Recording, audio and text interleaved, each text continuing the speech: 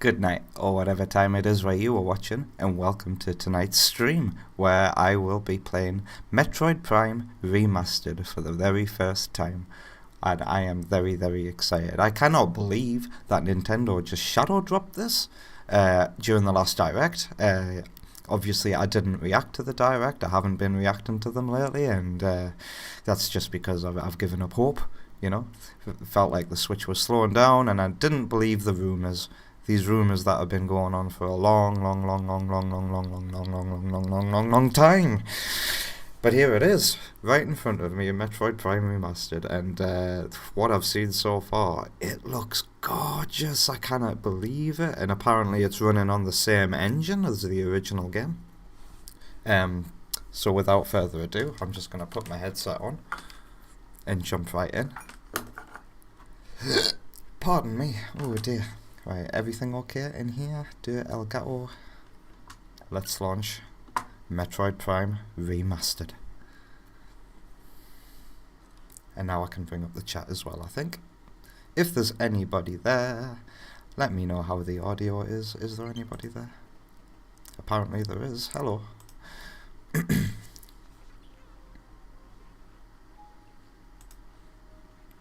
Here we go. I'm going to turn my personal volume up.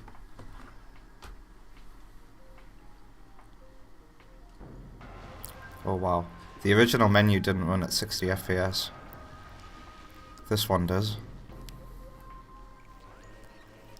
Is it me or is it really quiet? I am turning it up. Maybe it's just because the last few games I've been streaming have been PC games. So naturally I've had to have the volume quieter. Let's see what options we have. Alright, right, I'm going to be trying all of these control methods. I am excited by each and every single one of them. Enables motion controls. Classic control scheme with motion. Can you not have a hybrid of... There's the classic GameCube. But can you not have a hybrid of dual stick and motion? I wonder if you can change these at any point during the game. Okay. All the original stuff, good. All the lag, you know, for the helmet visor moving out of sync with your head for immersion. Wow, they've added a color assist option. Good stuff. Not needed for me, but good stuff for accessibility and colorblind players.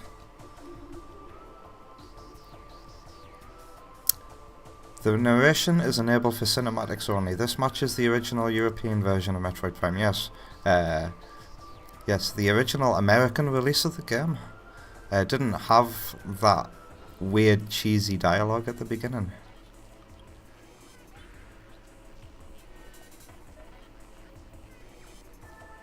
Or you can turn it off. Partial or full. This narration is fully enabled. This matches the original Japanese version of Metroid Prime. I do not understand what that means. I'm gonna have it on full. Yeah. And cinematic subtitles. Might as well have the subtitles on as well. Alright. And what about extras? I wonder if the fusion suit is still here. Of course you'd have to unlock it. Concept gallery. Right off the bat, we have concept art to check out. Oh, this is going to be sweet to browse through.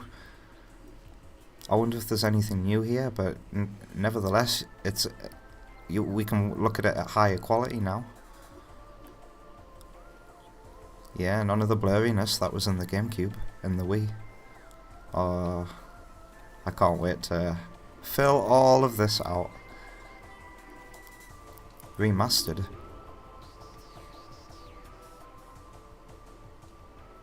Alright, so they've got concept art for the remaster as well, sweet.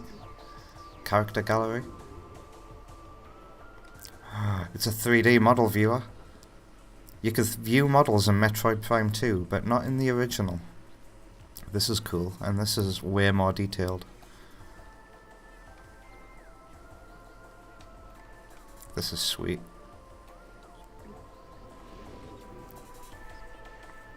And of course the soundtrack gallery.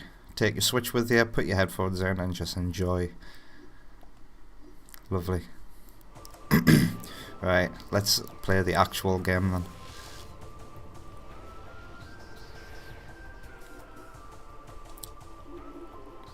Three save files, just like the original. Oh, you don't get hard mode from the beginning. I would have preferred to have hard mode immediately unlockable, but never mind, okay. Here we go.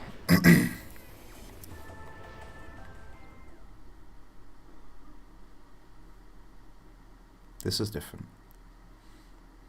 Is this just a loading screen?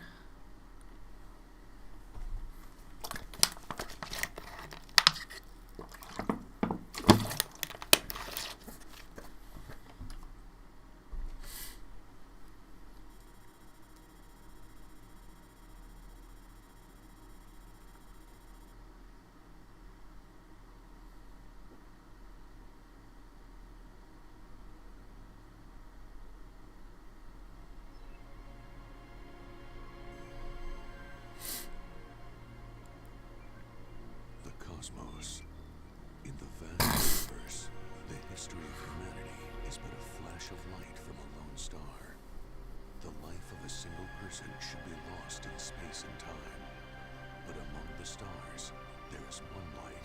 You can already see the difference. The light of Samus Aran. Her battles extend beyond her life and etch themselves into history.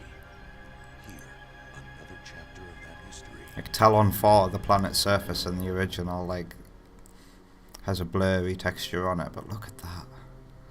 Look at this.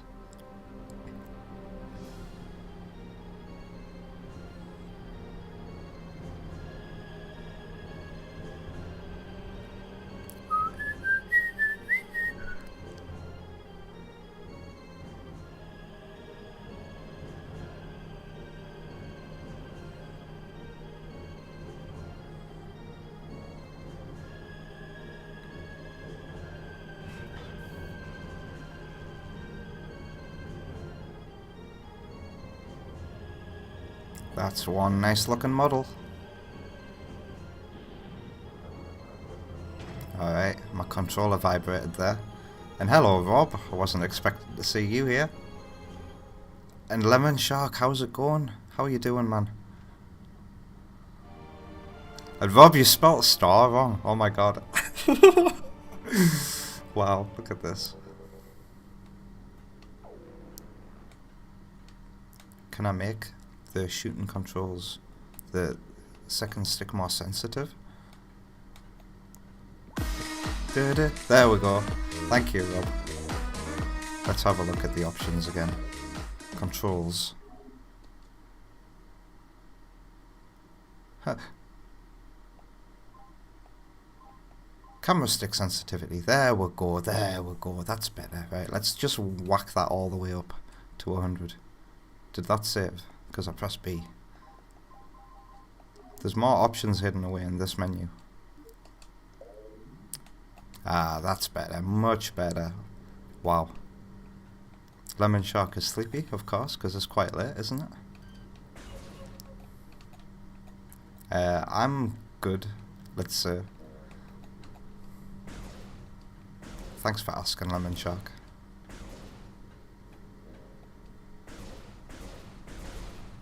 Oh, that's different. In the original, when you held the charge beam down, you only fired one shot. I think it was in Metroid Prime Hunters when you started firing out multiple when you held the charge beam. Alright. The lighting here is really nice too. Look at that. How's the stream quality? Can you change control options on the fly? You can. Pointer, okay. And let's jam that sensitivity all the way up. Please calibrate your controller by placing it on a stable flat surface and wait a moment. Thank you. Lemon Shark says that he 100%ed the game. Oh wow. I was hoping you'd show up, Lemon Shark.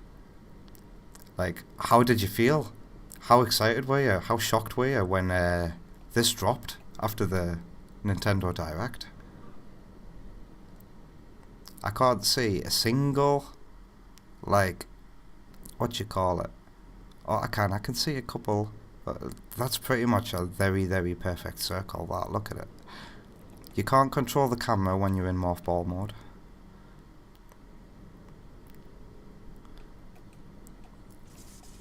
And it looks like the mothball runs at half frame rate, just like in the original game though.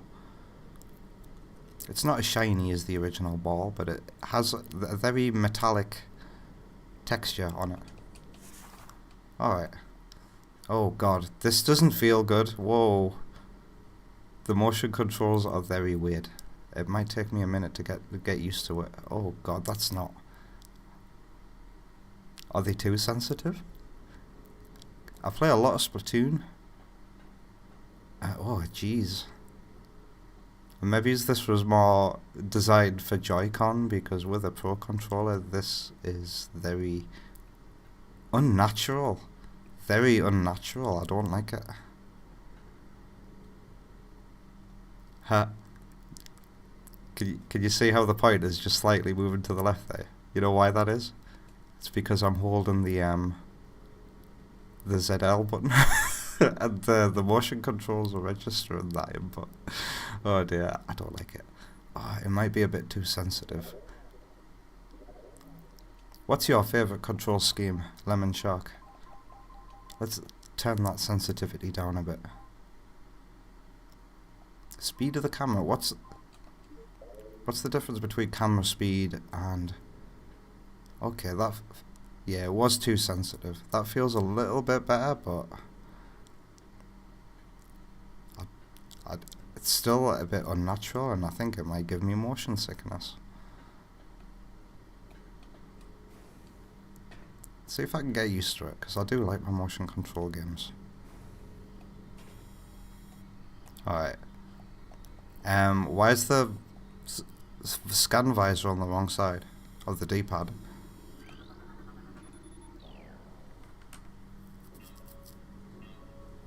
Lemon Shark says it's good to have a good Metroid again. After how much he hated the Mercury Metroids.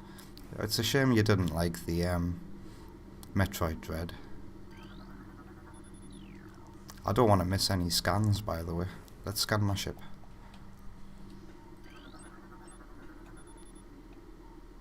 Ah, you can't. Oh god. Why can't you use the second control stick? Missiles are now assigned to the X button. And mothball is Y. Okay.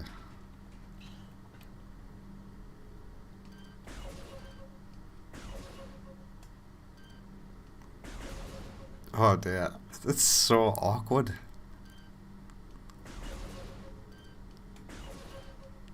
Alright.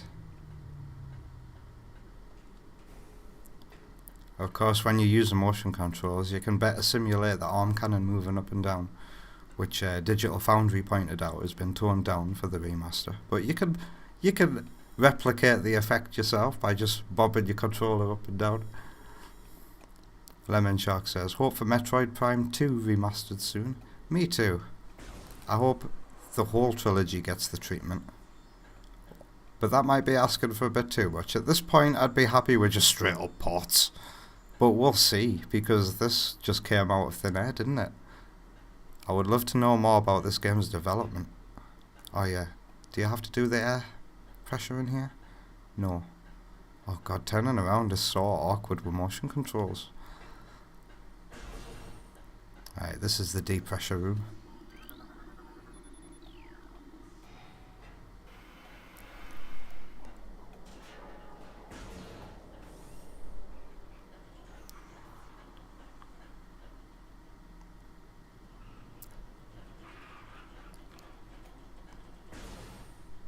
Oh wow.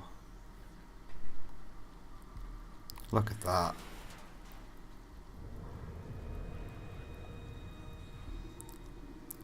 Alright. Yeah, I'm gonna change to the first person controls because the motion controls are just they're wrong. It might feel better with Joy-Con, but I'll never know, because since my Joy-Con broke a couple of years ago, so I just got rid of them. Controls, control scheme.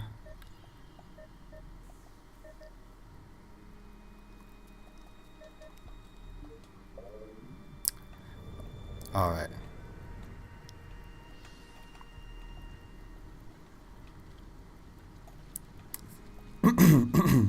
Excuse me. Alright.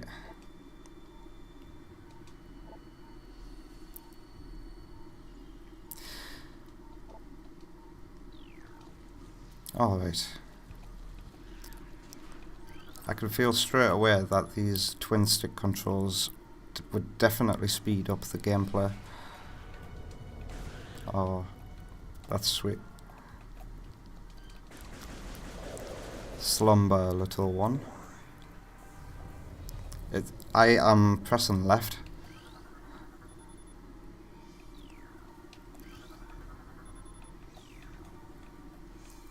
To activate the scan visor. How long will it take for me to get used to its new position?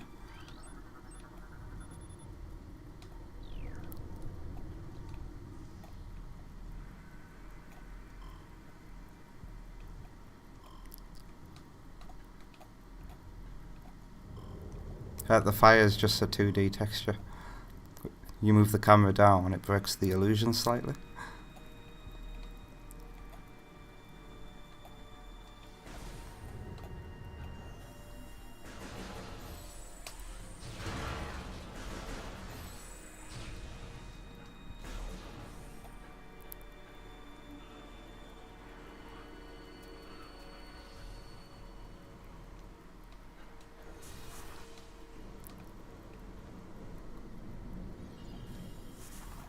Alright. And look, the arm cannon properly fits inside the thing, unlike in Dread. Also, okay. The maps are exactly the same. Let's zoom out. Oh. It looks like you navigate these menus a little differently.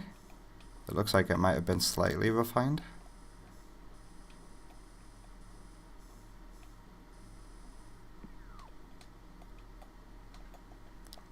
There's nothing important to scan in here, is there?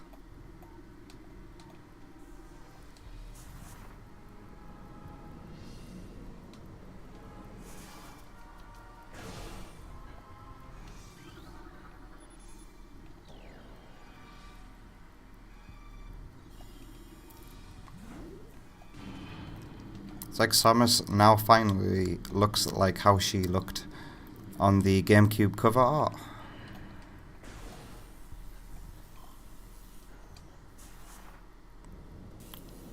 I'm also pressing X for mothball, and I think that's because of the Wii U. I'm playing the GameCube version on the gamepad.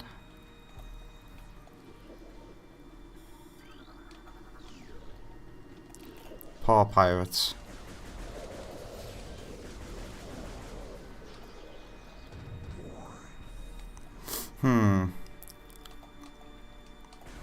I guess I could always choose not to lock on. But I'm just thinking the lock on kind of breaks the twin control scheme. Because then you just don't have to aim. And you want to wish there was some skill behind your aiming. Oh, I just pressed the mothball button when I wanted to fire a missile. Okay. Have I got no missiles left? Oh, the quick jump is here. And it's X while you're in mothball mode. Cool.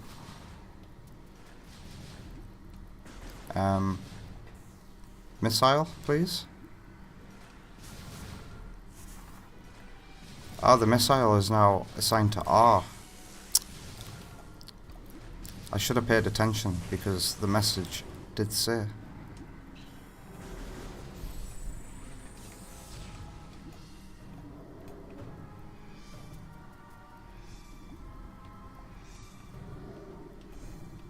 Nice Easter egg in here. You'll never actually see one of those in the game though.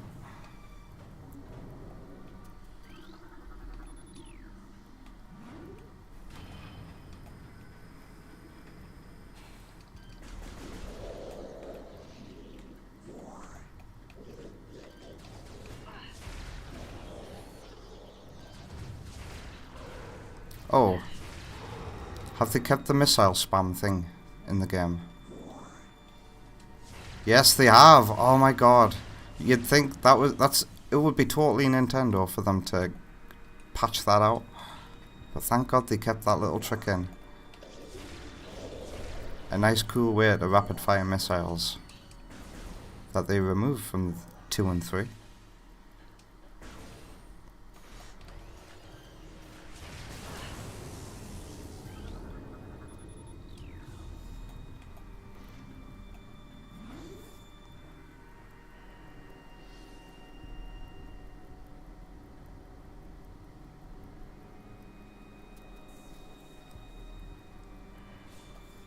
It's crazy.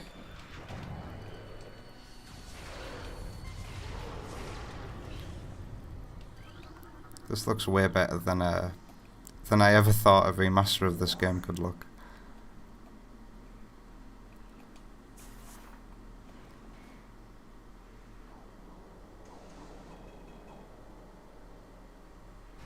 Oh wow, look at the fog in the next room.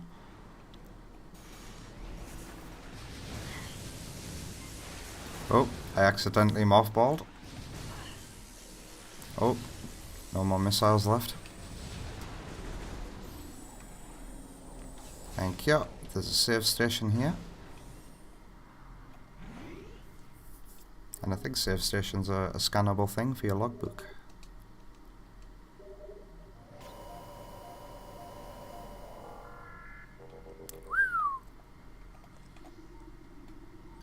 And my PC struggles to emulate Metroid Prime trilogy, and yet this is running on a tiny little Nintendo Switch.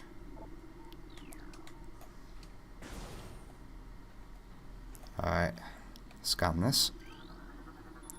Jump in here.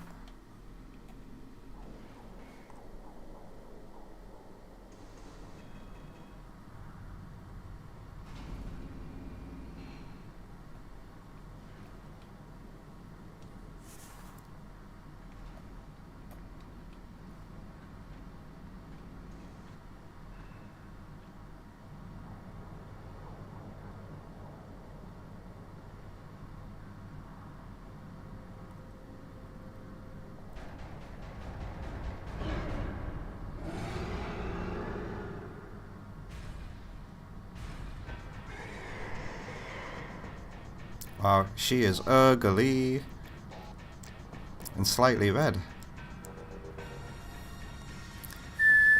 Alright, you can do a strafe. Let's just fire. Oh, I'm out of missiles already. I'm gonna fly through the normal difficulty. Hello.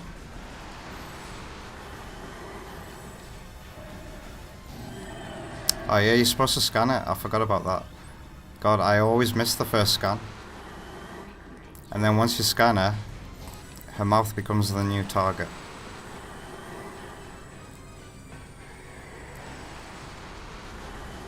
And then she goes down really easy. I'm totally used to it flashing up Parasite Queen defeated with a token at this point.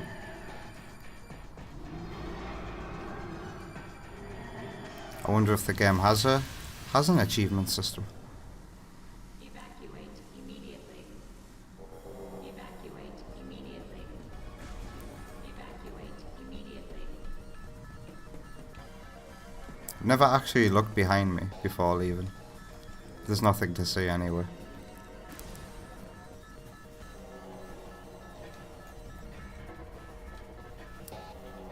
I never thought it was possible to fail this bit, but 2 people have shown Metroid Prime 2 over the years have died to this bit. amazing me.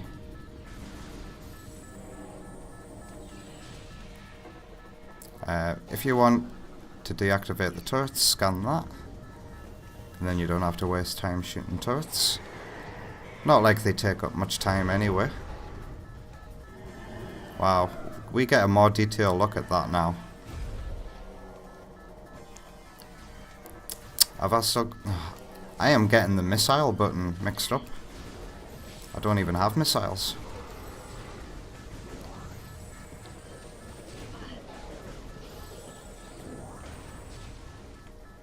Alright. Time to get a face full of green stuff. Hey, did you see the first beam I shot? The game still has the like a shot assist, let's call it, where your beam shots will focus in on a nearby enemy if you've just slightly missed.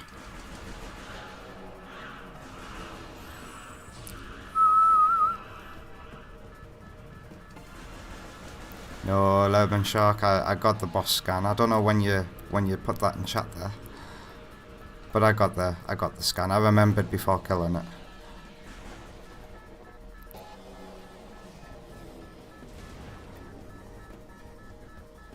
Another scan I need to watch out are those ice shriek bats in Fendrana Drifts.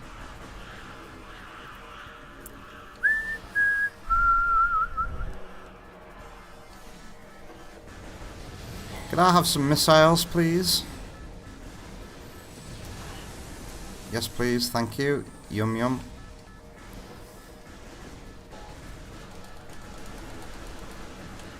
You can shoot as quickly as you can tap the A button.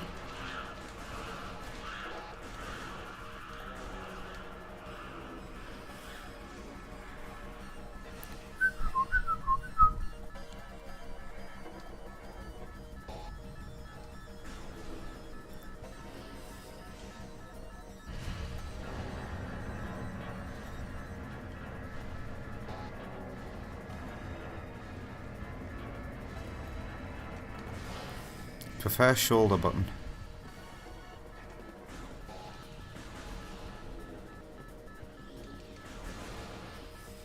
Can you further customize your controls? It's time for Ridley. Oh wow, look at the light in here, man.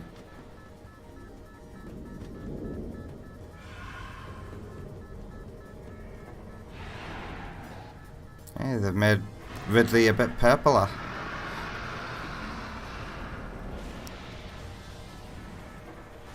Looking a bit like how he did at the end of the Metroid 2 remake, actually. Metroid Prime is canon now, and whoa, hold up, look at the water ripple effects. The water ripples were missing from the Wii, and this is really nice water. Sweet. More turrets to disable.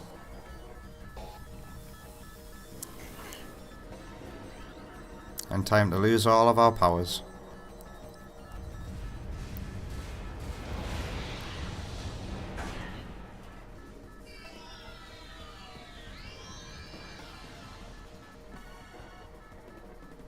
Standard power suit.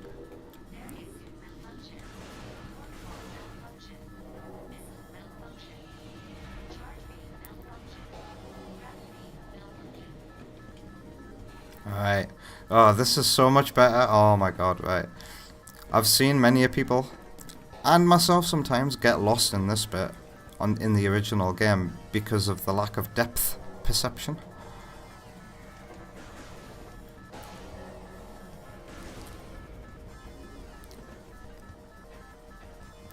But I have to say, depth. I can see depth very well in this. Whoa, you can see pirate bodies flying about. Because of course.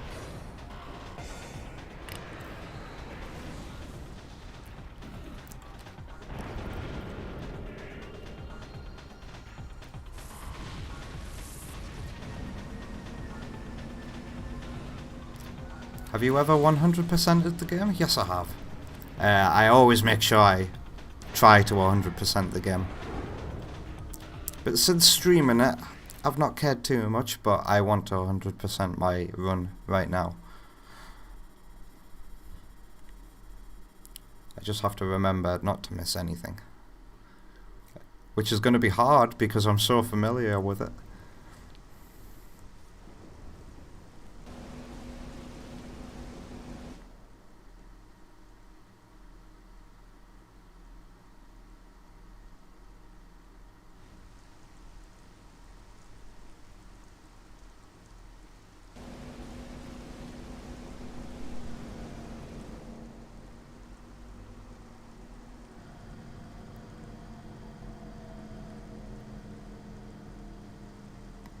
Oh, look at it. As the music starts to kick in as well. Look at it, it's so beautiful. It's beautiful. New extras unlocked in the main menu. Thank you for interrupting that moment. Lemon Shark says, yeah, I wanted to try a stream myself, but sign language and streaming didn't work out for me. Sign language as well.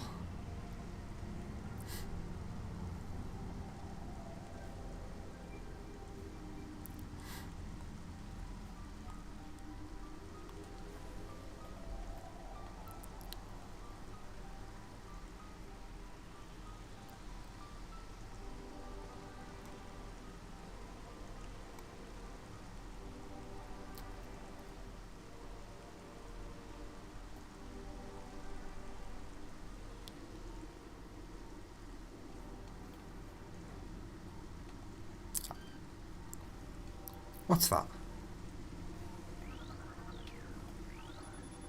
Yeah, I knew there was like a scannable spider vine there or something like that.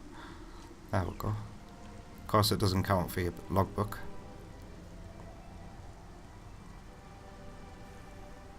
Wow, I didn't know that, Lemon Shark. And what does DGS stand for?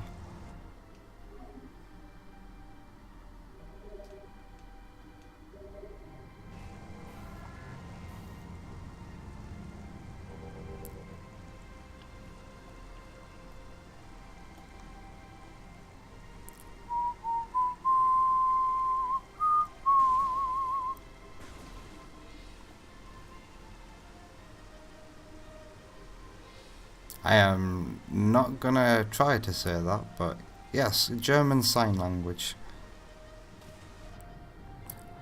I would have thought that sign language was universal, but of course not. Of course there has to be different sign languages for different languages, of course, John. How can I be so silly? And there's some fishies.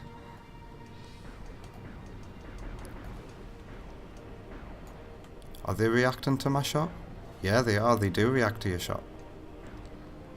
They are actively moving away from it. And it's not as snappy as the GameCube original. You can even see bubbles floating up.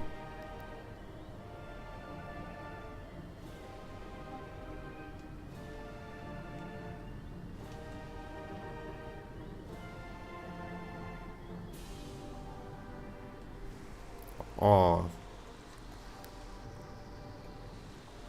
Oh, that's convincing. I like it.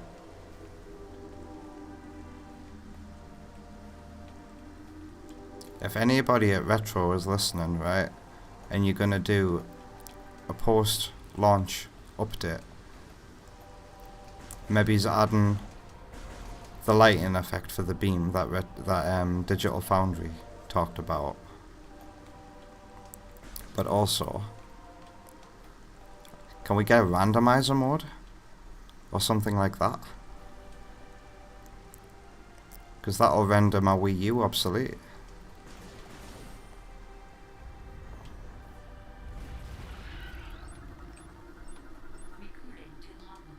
Beetle, burrowing insect with a resilient carapace. Extremely aggressive. The insect's massive mouth enables it to tunnel through solid rock at high speeds. Above ground, beetles can cover short distances rapidly. They attack anything that moves near their lair. Hey.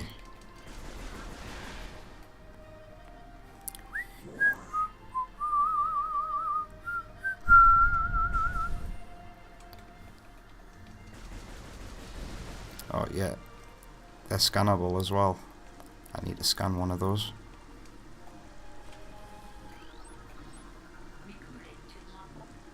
Zoomer anchors itself to walls and other surfaces. Avoid contact with spikes. A basic nerve center located directly above the zoomer's mandibles detects nutrients. Sharp spines protect it from casual predators, but the lack of a reinforced carapace makes the zoomer vulnerable to any indirect attacks.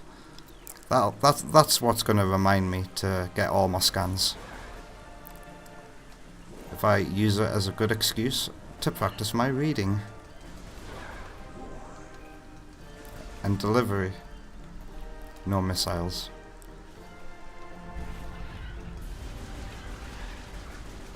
Wow.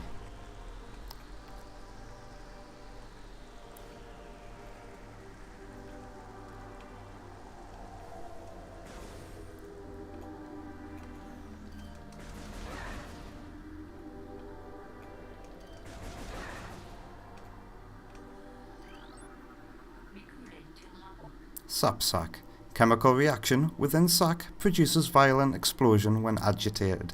Because of its irresistible odour and sweet nectar, the sap sac was nearly eaten out of existence. The evolution of an explosive chemical sac saved it. Now only brave or ingenious creatures dare to devour it.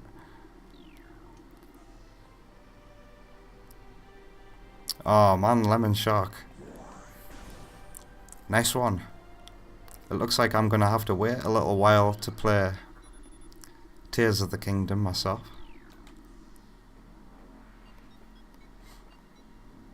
Because this one just suddenly dropped out of the blue, and I was thinking at the beginning of the year what my games were going to be to buy this year, and Tears of the Kingdom was definitely one of them. And I was also considering, oh god, what was it? Pikmin 4. But now I have to make a choice.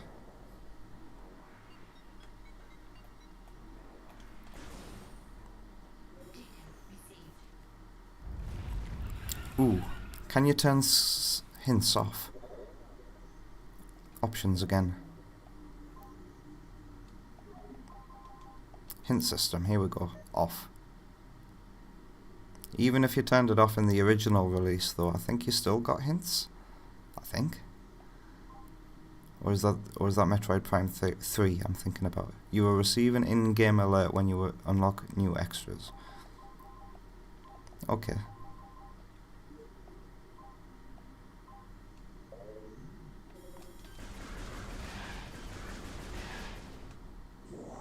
Bit of law here.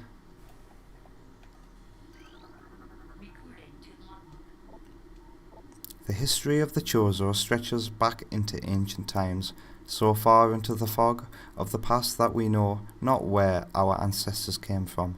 One thing is clear, however, the Chozo who colonized Talon 4 made a conscious choice to eschew a civilization of advanced technology. We Chozo chose to live in harmony with nature, guided by the providence of the universe. We believe we will spend peaceful days here and plan to leave our words from time to time.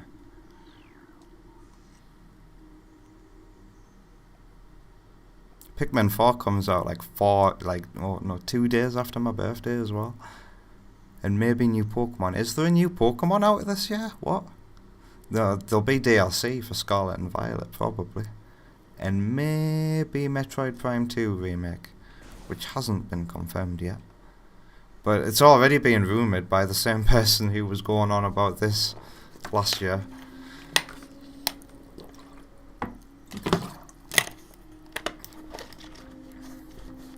It looks less orange here now.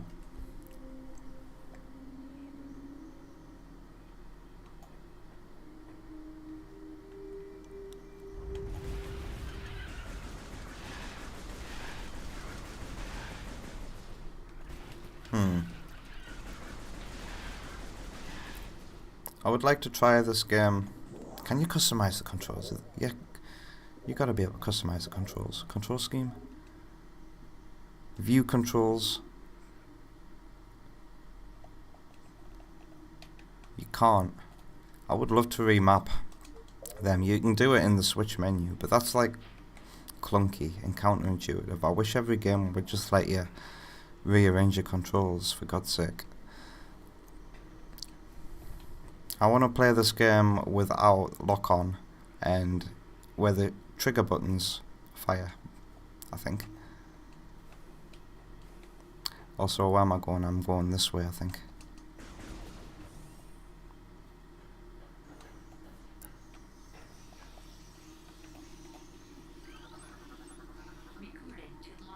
Scarab. Exploding parasites that can embed their bodies in solid rock. Scarabs think nothing of sacrificing themselves for the safety of their swarm. When a hostile life form is sighted, they block its progress by embedding themselves in floors and walls. Embedded scarabs violently self-destruct when threatened. Wow.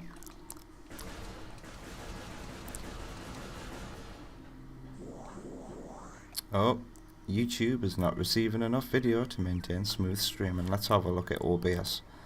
I am in the green, so I apologize if viewers are getting any lag right now. I'm just dropping some frames. Ion. Capable of launching sustained energy beams when active, the ion is sensitive to light and will close shut if a bright flash ignites nearby. Looking very creepy.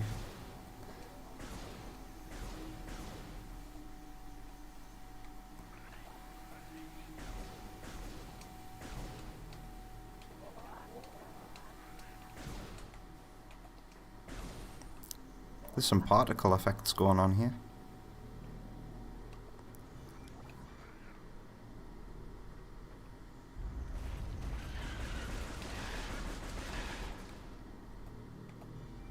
Watch out for war wasps.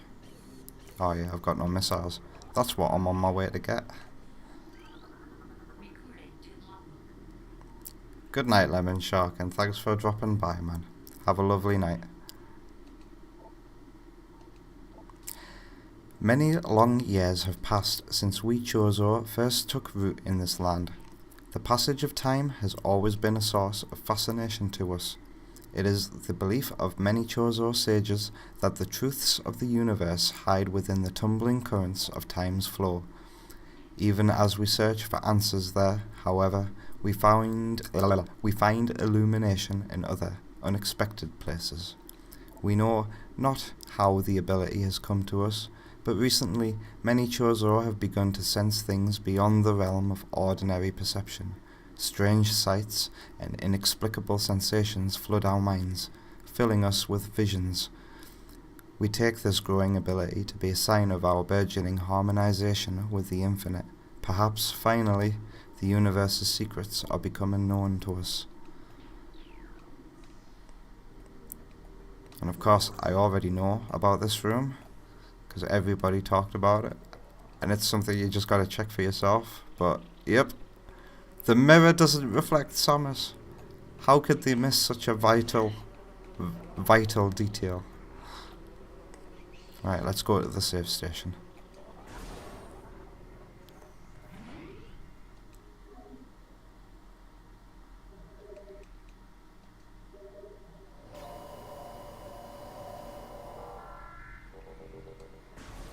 Oh, hello.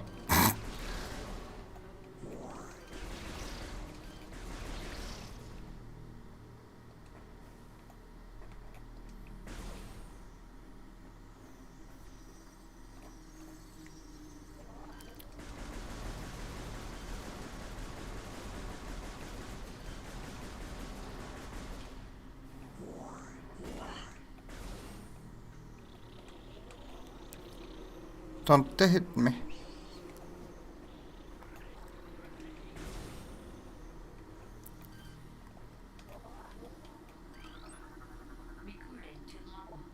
Plasmite, small insect capable of storing and releasing thermal energy. Plasmites are attracted to sources of heat, thriving on energy present there. They emit light when hunting and expel small bursts of thermal energy when threatened.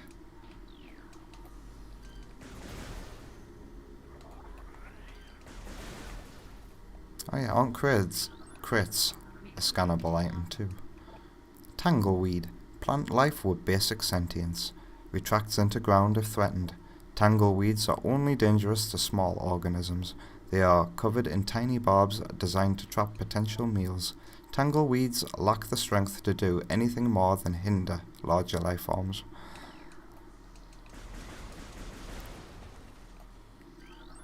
Yep. They're all scannable items.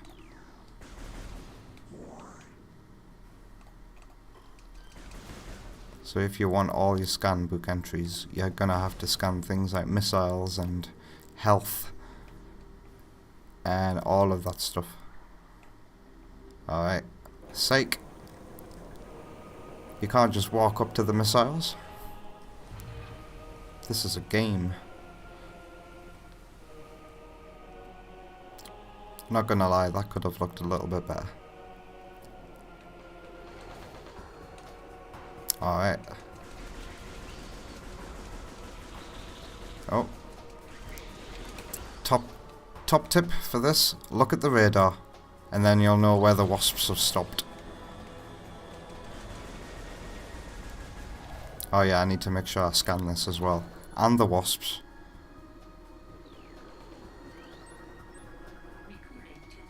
All the wasps that you're going to face in the first hour of the game are different. Ram War Wasp, airborne predator, circles its prey and then strikes. The war wasps are the only species on Talon 4 to involve a true hive mind. Nesting in damp, dark places, ram war wasps emerge in small groups when threatened and circle their enemy at high speeds, disorientating it. Striking from all sides as a single intelligence, they can fell huge organisms. Ouch. Of course, if you're really lucky and you're spamming the button, spamming the fire button as they're all spinning and circling, you might just hit one. Like that.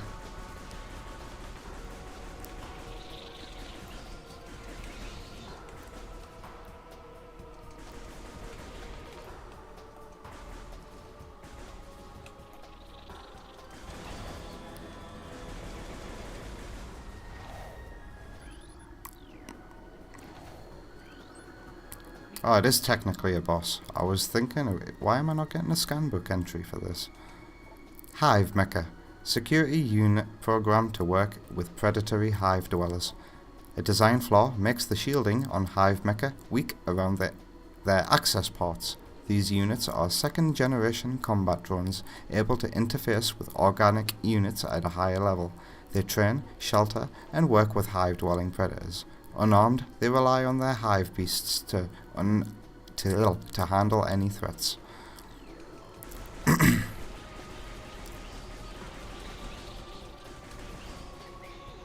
Oh.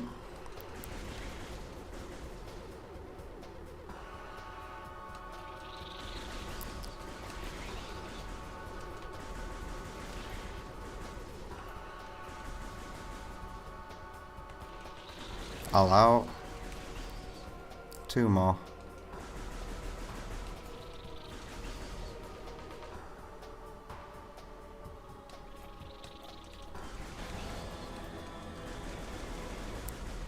Gotcha.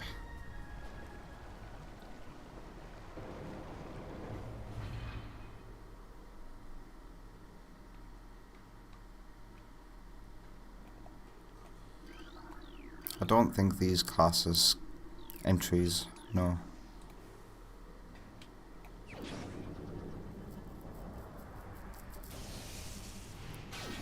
Oh, I hope they've made tweaks to the animations when you collect new suit upgrades, because in the original game they like to reuse the same animation over and over again. That's a good look for you. Festive. I was wondering if I would ever hear that shout out again. Thanks, Rob. Yeah, blast doors are logbook entries.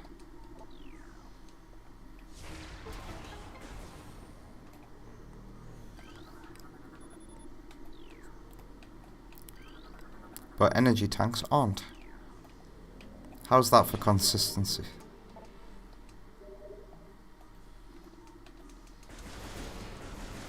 Alright. We come back to this room when we get mothball bombs.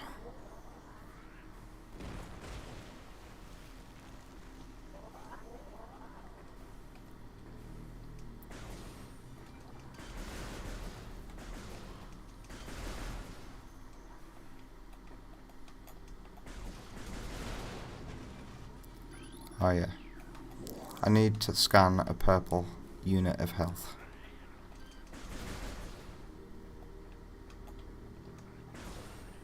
Right, there's a bunch of items in here.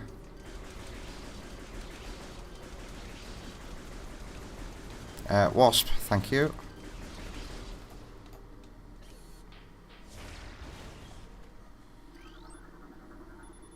I need to scan a war wasp hive as well, I think.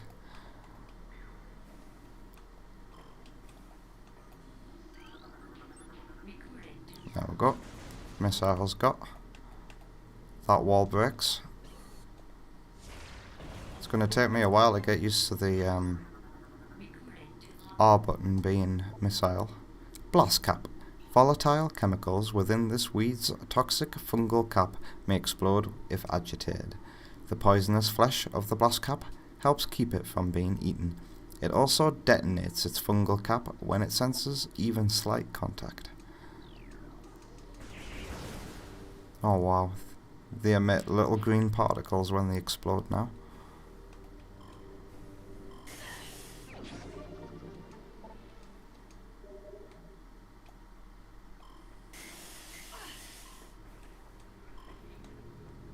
This is a map station. I keep tapping Y to use missiles.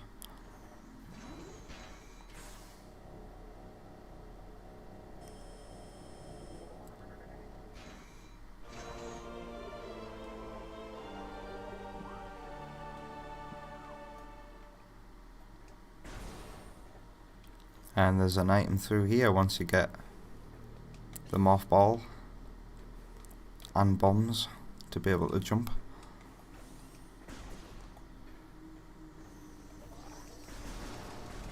Oh, purple health. Recording to logbook.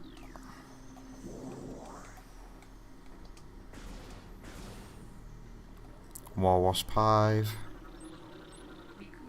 I didn't even scan war wasps. Airborne insect equipped with a venomous stinger capable of shearing steel. Steel? The war wasp rarely strays far from its hive unless it is pursuing an immediate threat. It attacks with no regard for its own survival, dive bombing its enemy with stinger extended. Fast-working toxin from the stinger can incapacitate most small organisms.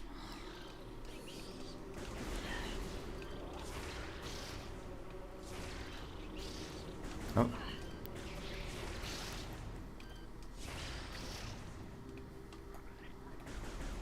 Ah, yeah. I don't have the charge beam yet.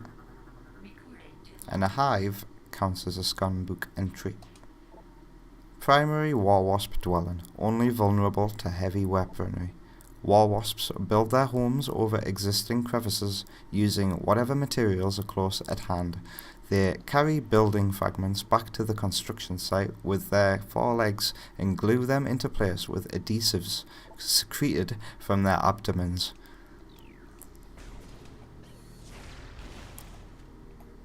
Yoink. Hello there, Katana. How's it going?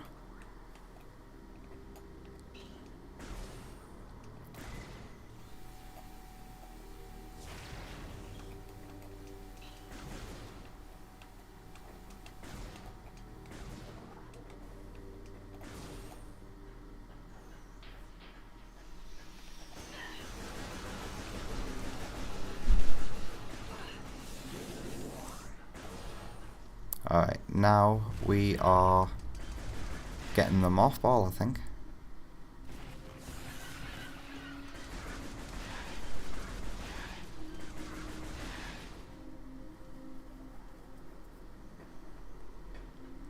Oh, is it morning for you right now?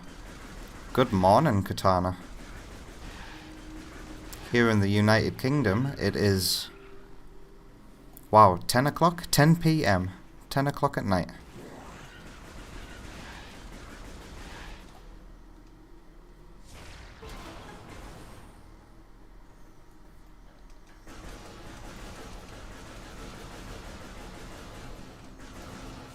Yoink.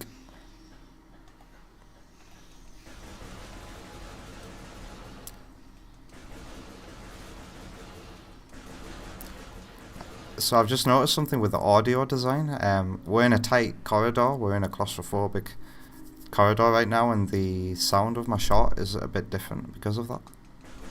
I can definitely tell. Yeah, and now that we're near some stone instead of metal, the shot sounds different. And if you listen carefully to the sound of your footsteps.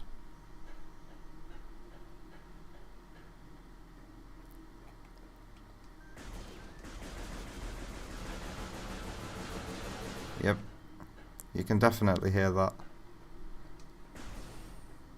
Alright, time to get the mothball.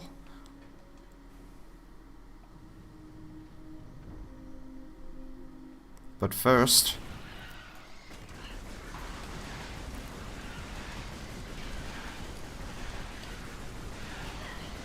just spam that fire button.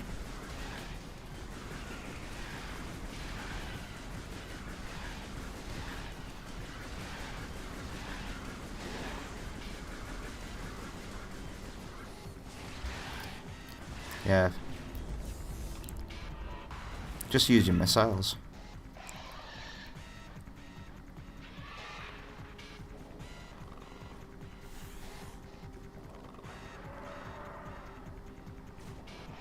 Don't forget to scan it.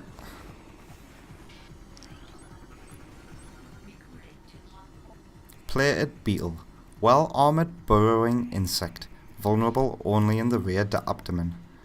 Creature's thick cranial plating can repel frontal attacks. This gives it an advantage in combat, allowing it to make ramming attacks. Only surfacing when it detects vibrations above, it then maneuvers itself, so it always faces its rival, keeping its exposed abdomen protected. And some of these are quite wordy, aren't they? You don't realise how wordy they are until you try to read them out loud.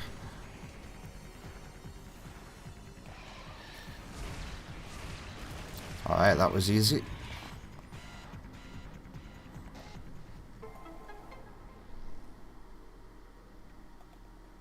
And that is a yellow health. Worth 100. But the mothball isn't scannable.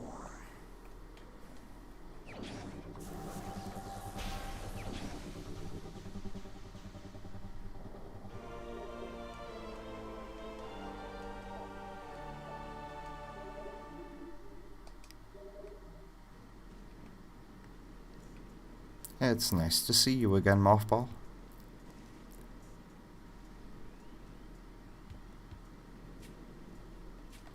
And yeah, you need the mothball bombs.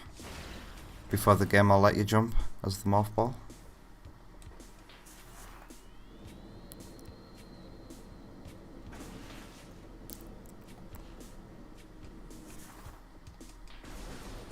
Alright, now where am I going? Back to Talon Overworld, I think.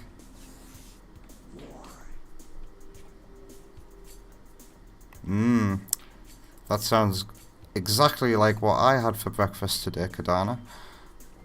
Except mine was toasted with butter and blackcurrant jam. Nom nom. I've been this way. Do I go back to Talon Overworld now? Is there a reason to go back to Talon right now?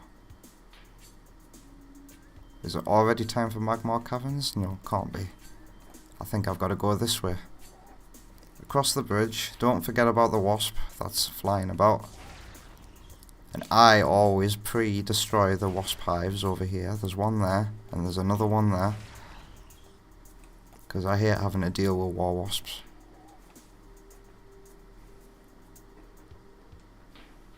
Strawberry jam.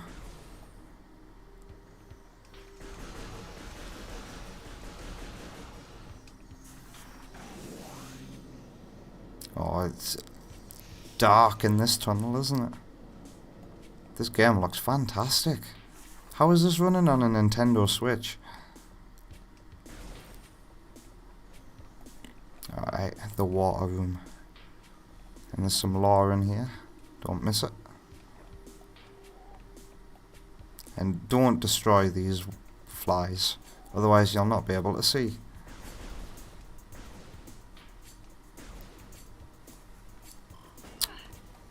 Come on, I come in peace.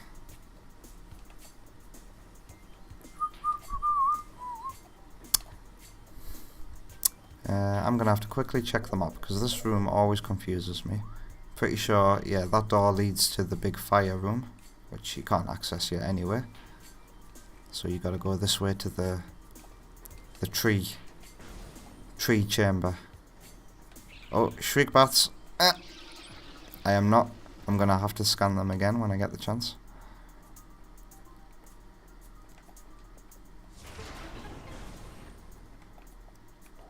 Tentacle time. Reaper Vine. Powerful rock-dwelling tentacle. A single eye upon the Reaper Vine keeps a constant vigil, but its vision is limited to 10 meters. A scythe-like appendage on its tip is honed to lethal sharpness. The Reaper Vine will swing this blade wildly at anything that enters its zone of perception. And there's some poisonous weeds over here as well, but they're not scannable in this room because there is a symbol underneath them, and we're going to activate them now to open the door at the top of this tree.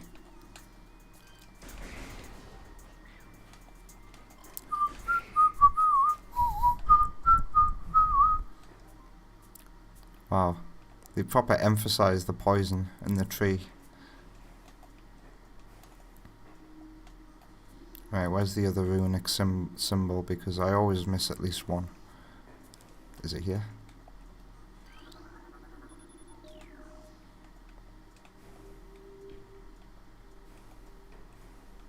Watch out for war wasps.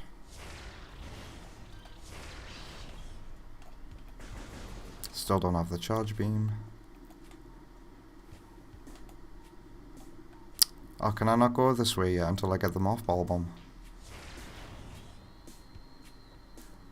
So where do you get the mothball bomb from again?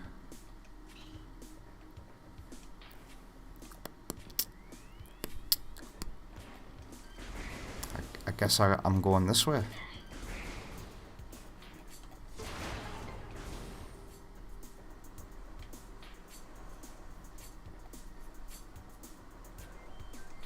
Well, I have to say, Katana, you're studying of English.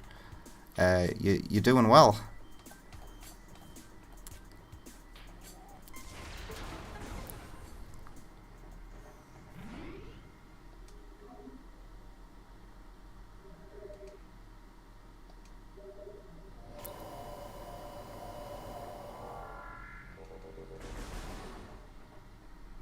Oh, Shriekbats again. There we go. Shriekbat, territorial ceiling dweller. Body temperature peaks at 121 Celsius. Shriekbats have a high internal temperature, making them easy to spot with thermal imaging. They roost on cave ceilings while hunting for small prey. Fiercely territorial, they will dive bomb anything that wanders near. You better know it. Right, I can't get up here yet, so it's this way, isn't it?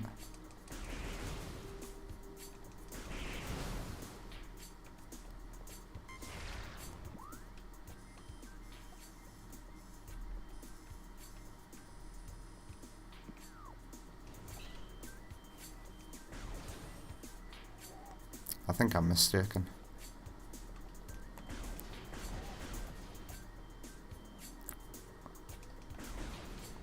So that shot was totally not on target, but it went towards the Shriekbat anyway.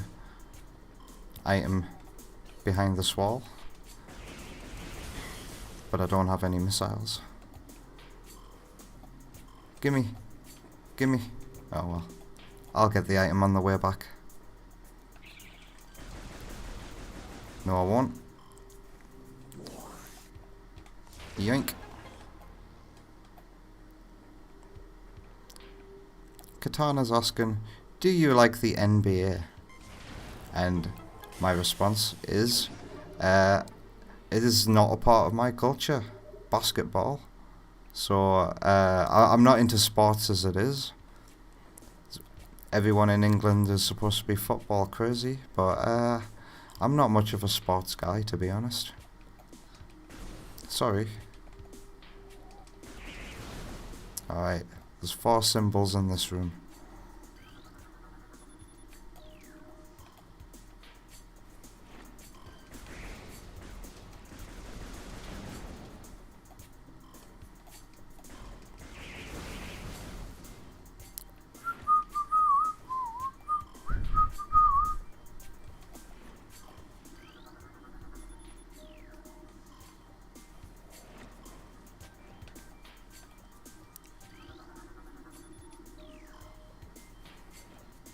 Wow. I must have missed a mushroom there.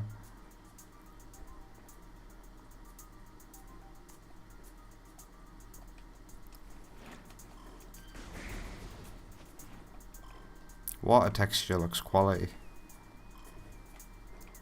The original GameCube one hasn't aged that well.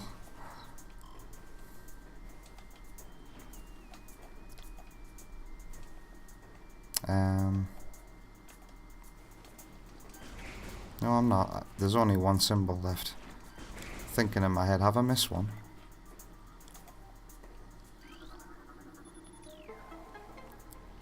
It's like I'm not used to how fast you can play the game now.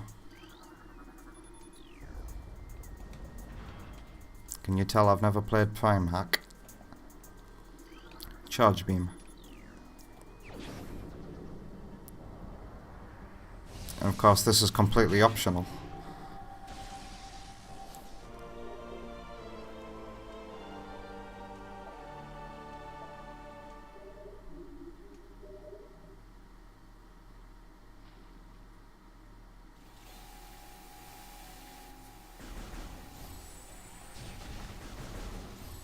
Now that you've got the charge beam, you can destroy these things.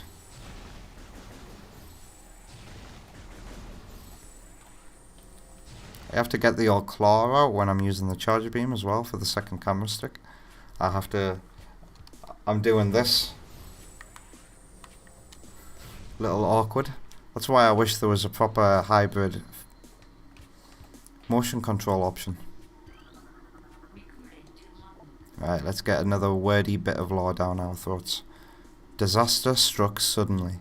We had a vague, dark foreboding, and it became truth. A meteor appeared from nowhere, casting a dark shadow of debris over the land with the violence of its impact. The destructive force spent. The fallen star burned itself out rapidly, and the incident should have faded into memory. But the meteor brought with it corruption. A great poison burst forth into the land, a strange energy that clawed at natural life with a ferocity.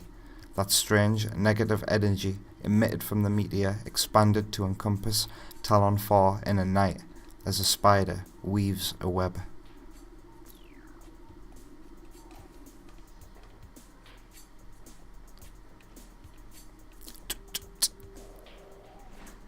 I still need mothball bomb, so I did go the wrong way. I've been playing this game for so many years and I'm still getting lost in it, man.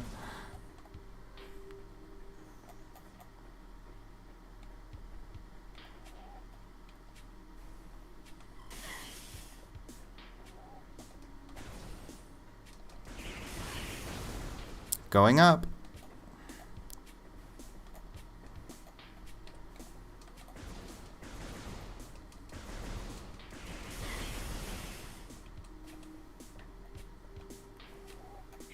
Ouch.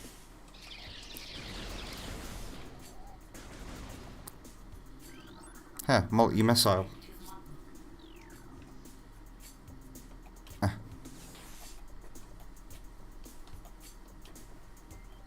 Whoops.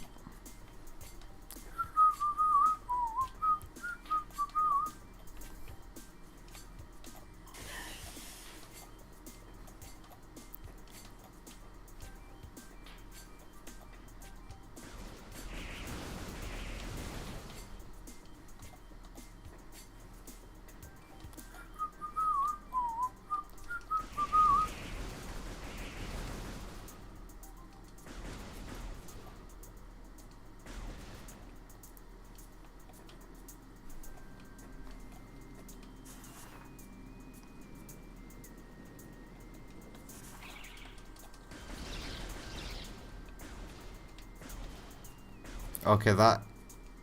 You can see the aim assist. I think it's a bit OP. They should definitely tone that down.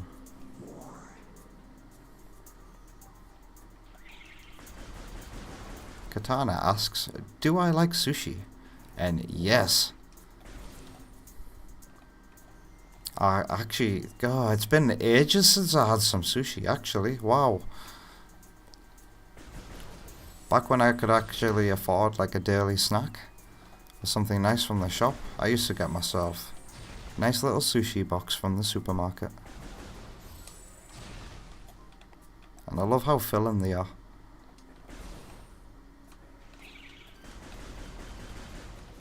Right, we have to clear this room. Which means we have to do that timed puzzle. But we don't have mothball bombs yet, so we can't.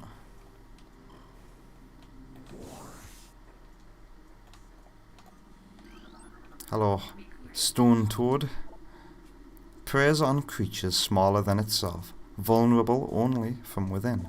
A stone toad is able to remain still for days. It preys upon creatures smaller than itself, inhaling them whole. Anything it finds indigestible, it regurgitates. Stone toads use their tusks as a last resort in combat. And these guys are quite passive. They won't do anything to you if you walk up to them.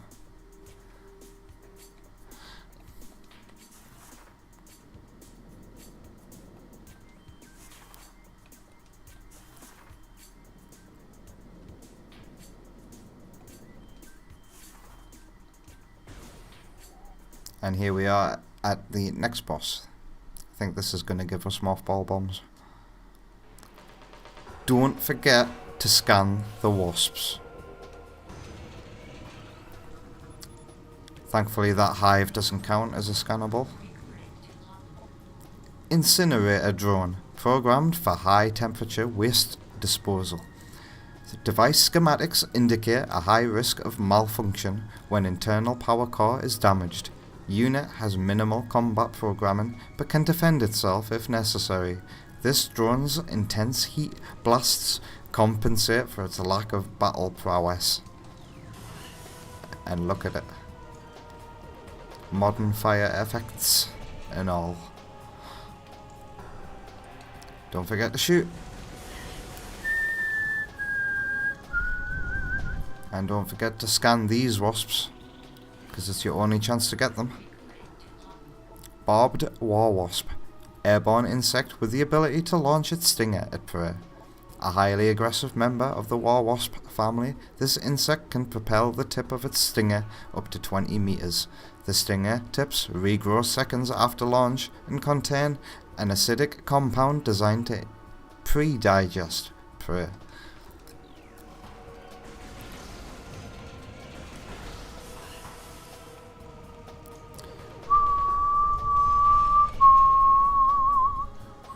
Oh, there's a wasp here.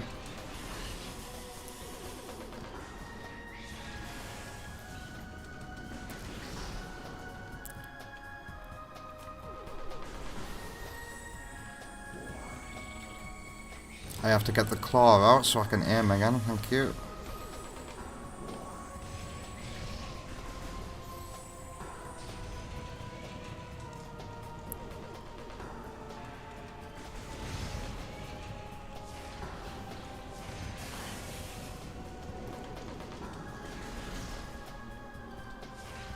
They die in one missile. I rarely use missiles. That's gonna change tonight.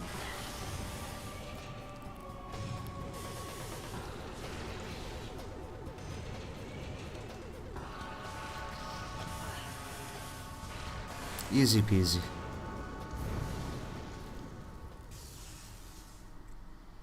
And if you're busy being distracted by the wasps and you don't quite know when the shootable bit is going to come up, just listen for the sound effect.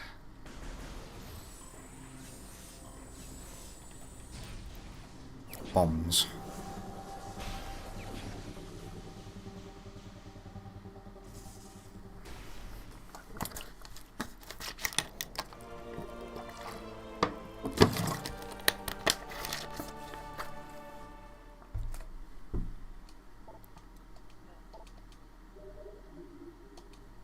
It seems every time we get a collectible, we get a new unlockable in the extras. And yep, you get the spring ball as soon as you unlock the mothball bomb.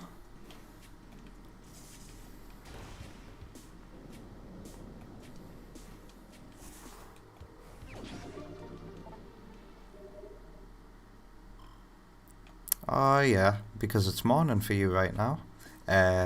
See you later, Katana. Have a good day at school. And just have a lovely day in general. Thanks for dropping by.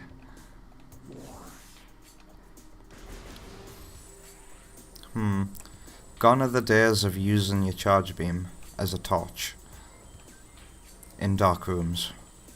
It just doesn't do anything anymore. At least you still get the visor reflection. Oh, that was bright and intense.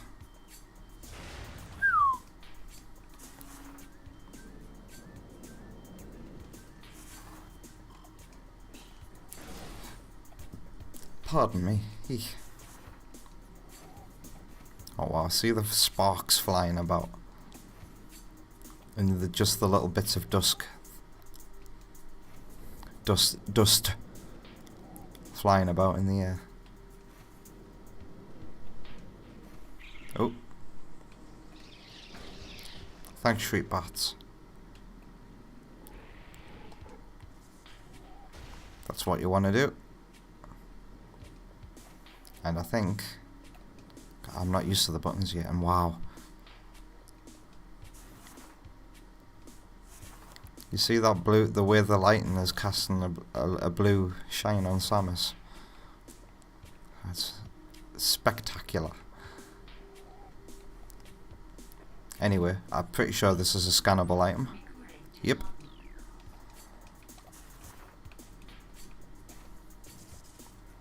I'm pressing every button under the sun, because I'm still not used to this control scheme yet. Alright.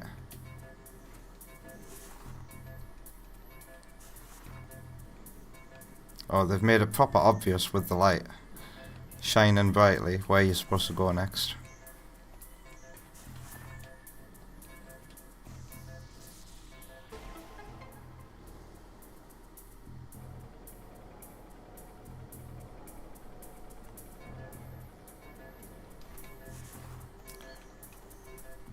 Going up.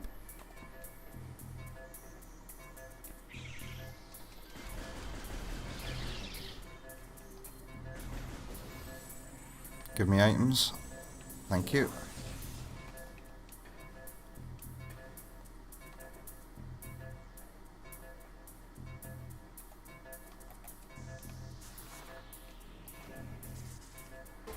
And all done.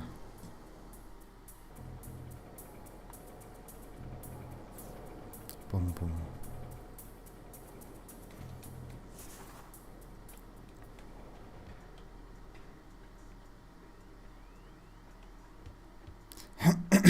Excuse me.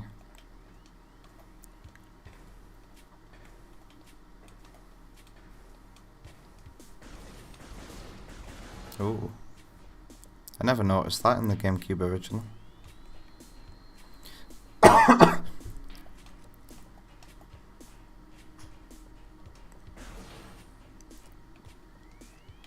Pretty sure this is scannable, but it doesn't become a research item until you've got the spider ball.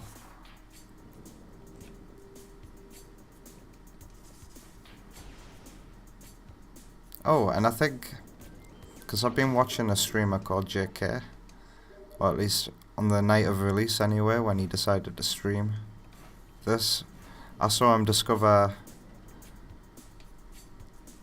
that the triple bomb jump is still in this game. For speedrunners who want to get the double jump quickly, the space boots. Also, is that the only reason to come this way at the moment?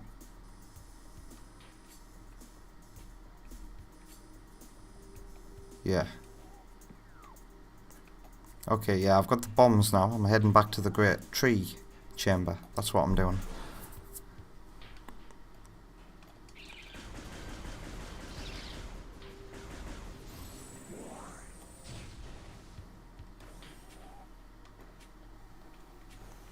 You could shoot all those guys, or you could just go this way.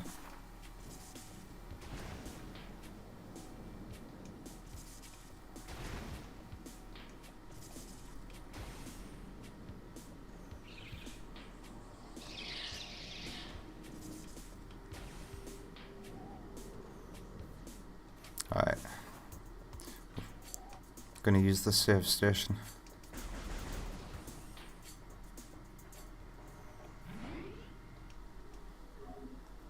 That was a weird noise. It was like some metal creaking or something like that before I stepped onto here. Ah, it was my footsteps.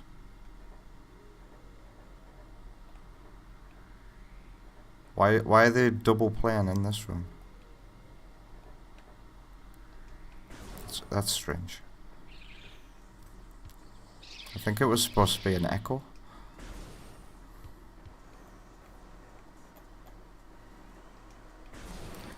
Right, do I have to do the symbols again? Yep. Pardon me. Oh dear. 1, 2. Now we can go this way and destroy these blocks. Watch out for war wasps.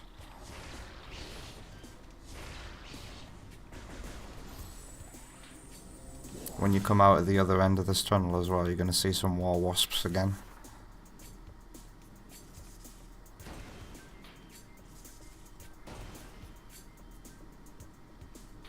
Ah, what a big mistake that was. Bugger, bugger, bugger, bugger. Chalk that down to me not being used to the controls yet.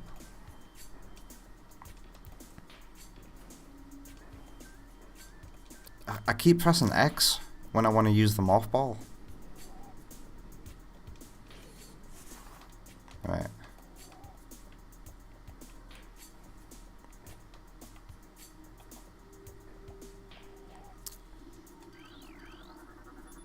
Huh.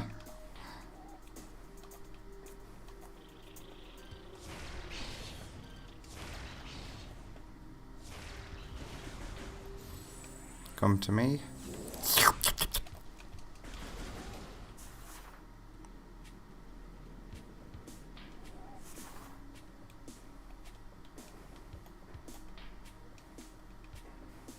And then there's one here. Yep.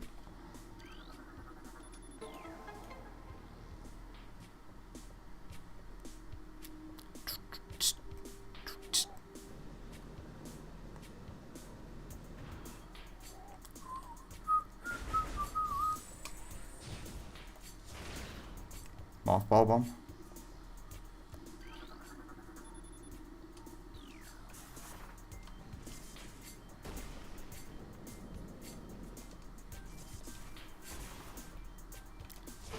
Pressing every button under the sun until I get it right. Oh, is it flagra time already? Yeah, it is. To the sun chamber. Yank. Oh, here we go.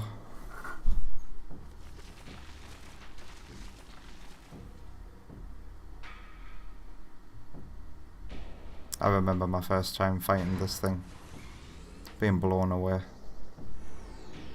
and thinking it looked a bit like a scyther. Scyther! Or in this case, if it was an anime, it would be going Flagger! Alright. Don't forget to scan it, John. Stunned right now. Flagger. This mutant plant is the source of toxic water in the ruins. Flagger's growth cycle has been radically accelerated. As a result, it requires near constant exposure to solar energy to remain active. This exposure has made Flagger's outer shell thick and durable. Its lower root system is unprotected and vulnerable, however. Exploit this flaw when possible. Concentrated weapon fire can daze it for short periods. Right, are these scannable as well? Not a research item. Right, let's begin.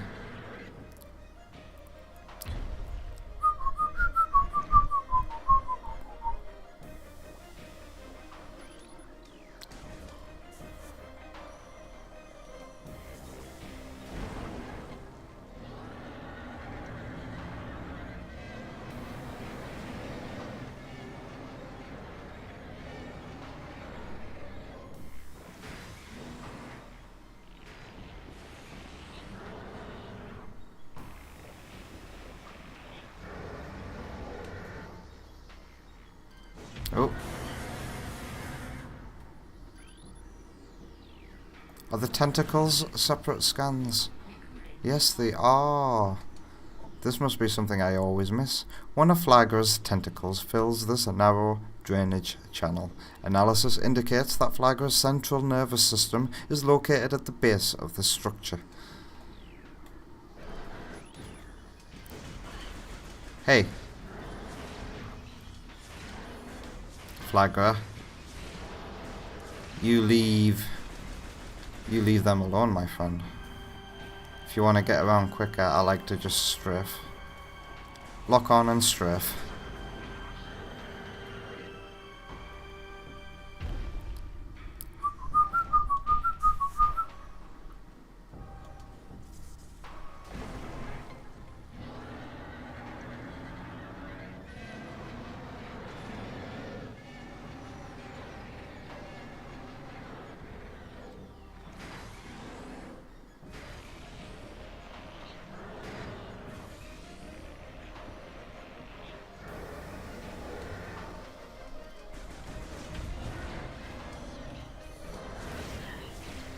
Alright, get stunned.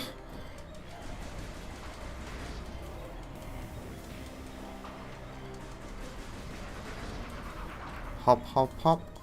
And shoot, shoot, shoot. And tunnel.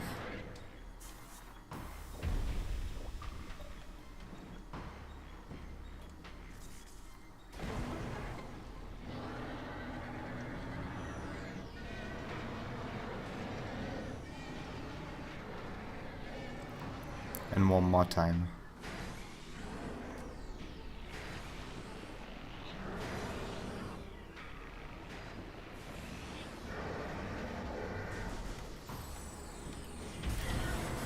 Hey.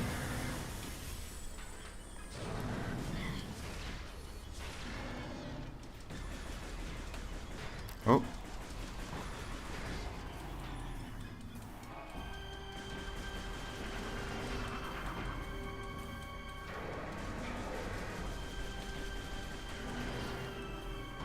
Don't you dare. Alright.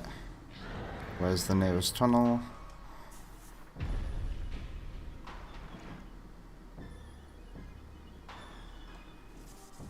Easy peasy.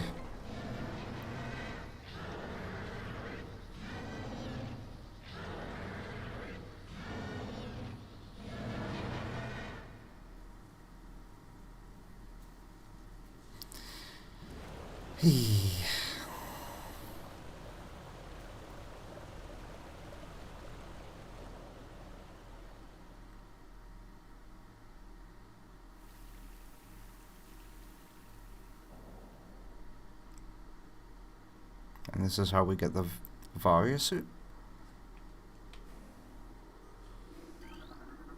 Yep.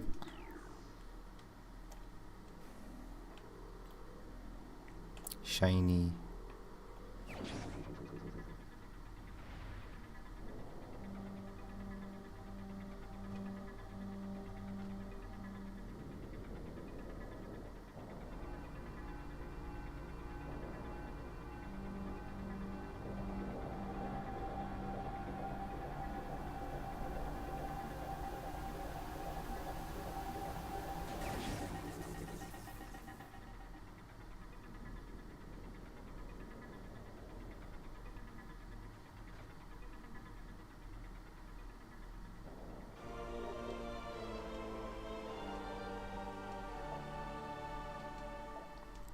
Alright.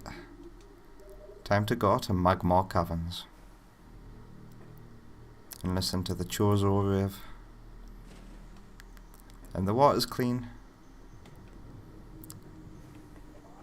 I thought this was pretty amazing. I think it took me a long time to get to this point in my first ever playthrough. Look at that, the water's flowing in like different directions. You don't often see water flow like that. It's like the water's aware of the shape that it's in, if that makes any sense, because usually you see a water texture and it's just like traveling and it doesn't take anything else into consideration and it just travels in one direction. But this looks like, is the right word volumetric water? Absolutely amazing. Well done, Retro Studios. Scrambling to find out who was responsible for this remaster as soon as it was announced, and then news broke, I think the next day, that it was Retro Studios after all, with some help from developers I've never heard of called Iron Galaxy. Gonna have to look them up.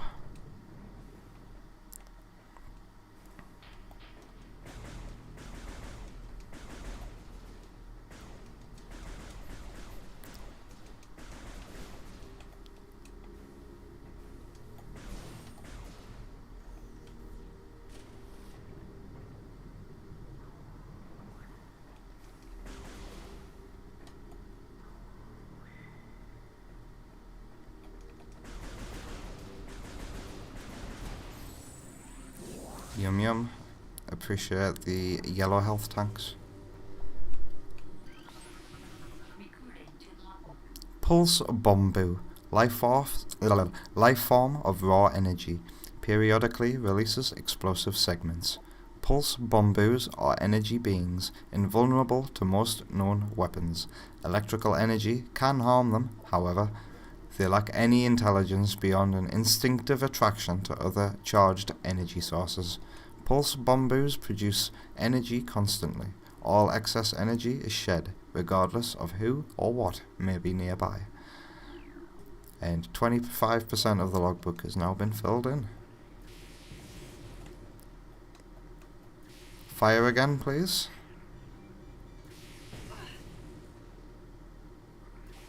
The lighting has been torn down off these guys. I'm pretty sure these shots used to illuminate and cast your visor reflection.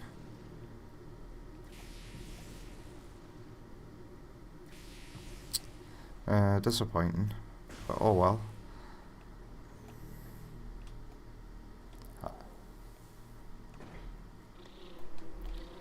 Wasps everywhere.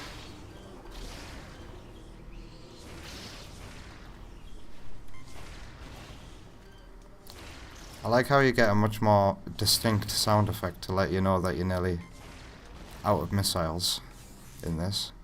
I never noticed the sound effect in the original. The cries of this dying land echo in our ears as we, Chozo, watch the great poison seep ever further into the living pulse of the planet. The dark energy sinks into the trees and waters, devouring all life. Peaceful beasts die by the thousands, Some creatures survive, but their forms grow as twisted and evil as the force that fell from the sky. Many of these mutated monstrosities remain small enough to do little harm, but others grow enormous and threaten our very existence. One such beast defiles our sacred fountain, disgorging poison from its foul form, replacing pure, flowing water with cascades of creeping death. Even in the face of such horror, we Chozo do not turn in fear. We are all that stands in the way of this great poison, and it is our duty to contain it.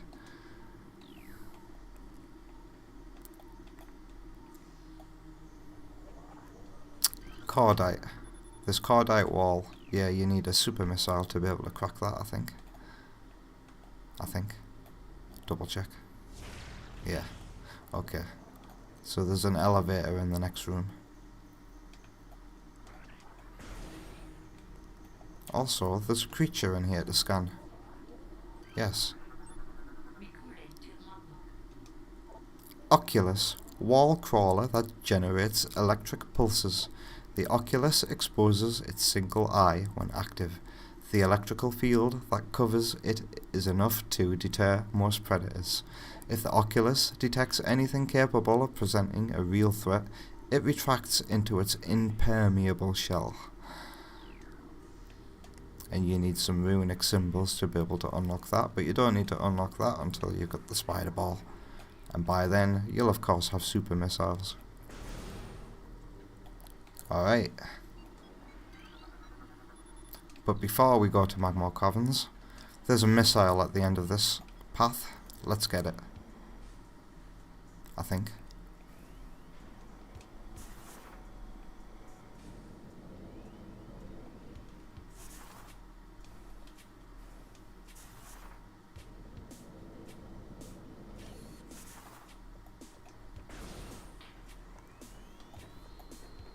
And law. And a second missile. No, not missile. Energy tank, that's right. The future is a vague thing, ever-changing and always in doubt. Even if we Chozo could gain the ability to foresee the future, it would be a hollow gift, for we could never hope to control what is yet to occur. The fountain is an example of this. The day may come when its water dries up, and there is nothing we could do to stop such a tragedy. But we do know this. Unlike the uncertain flow of water, the power of our will is strong and enduring. The will of the Chozo will never run dry.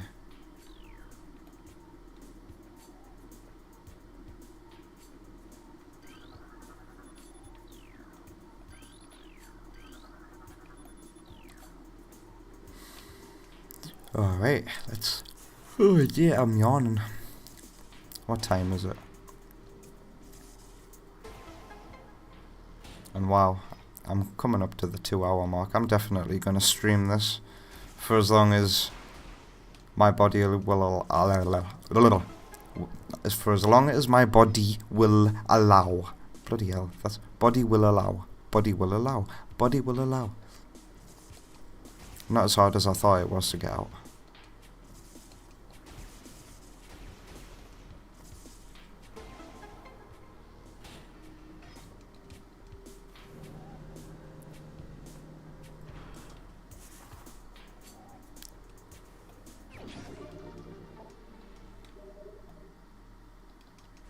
It doesn't stop there.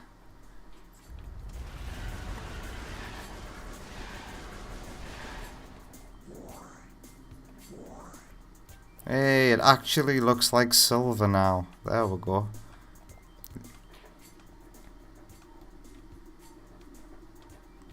Is there a logbook entry about it?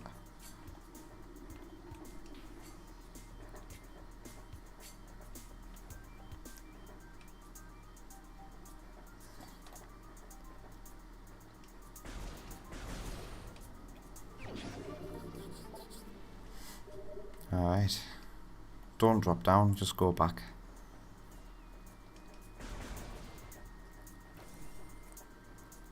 Yay.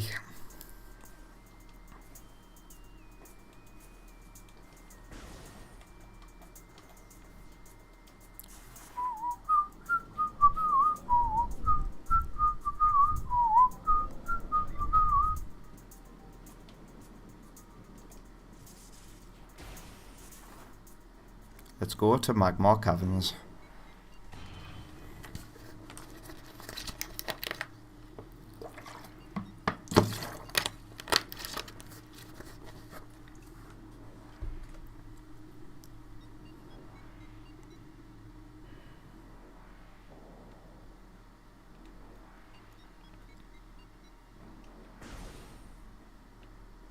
Going down. Huh. I remember that drop being longer, but I could be mixing that up with a drop from Metroid Prime Hunters.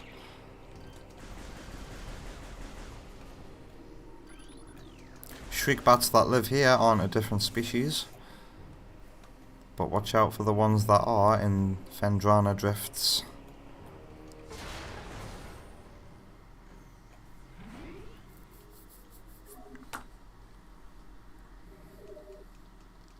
Since this is a Nintendo Switch game, like, I would say you don't have to worry too much about saving.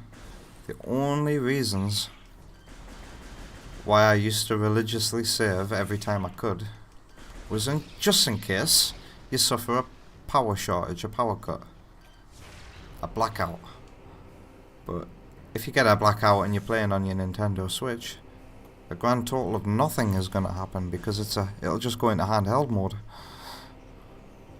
I need to scan these guys.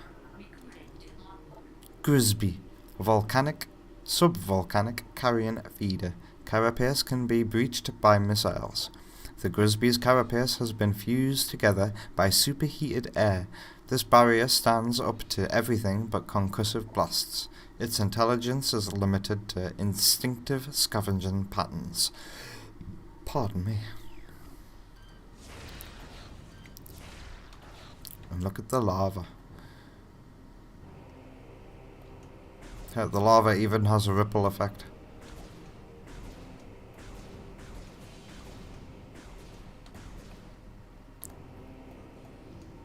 Oh.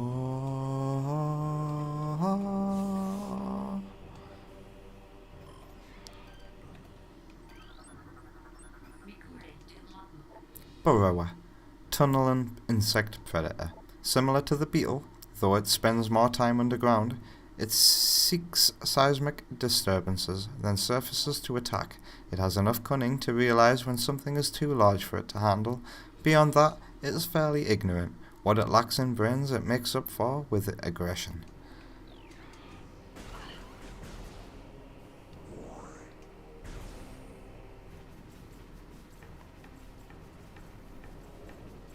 Oh.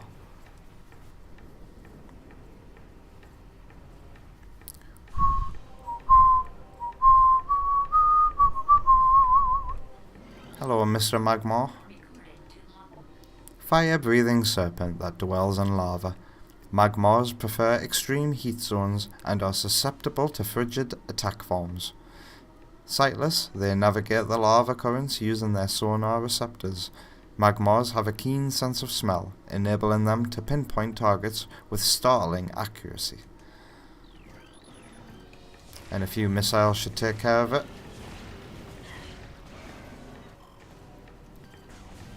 Need to scan the puffers.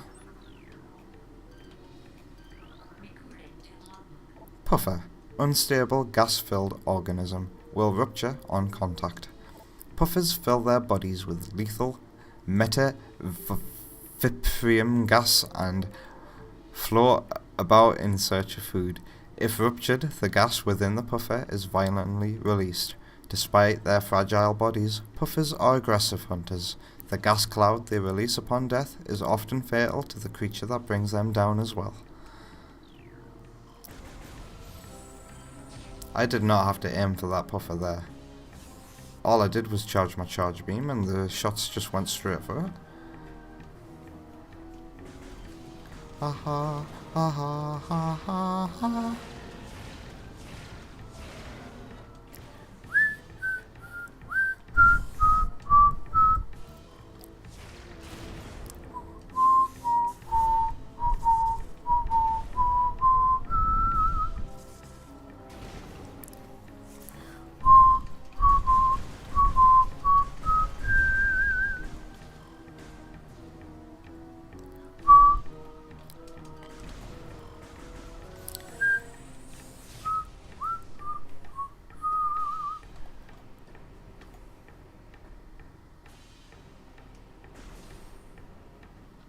Ah, ah.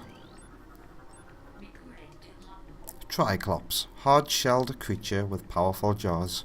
The Triclops is a hunter-gatherer. It collects small creatures and bits of foodstuff, then deposits them elsewhere for later consumption. The hard tripartite mandibles it uses to move earth and rock are quite strong and difficult to escape once ensnared.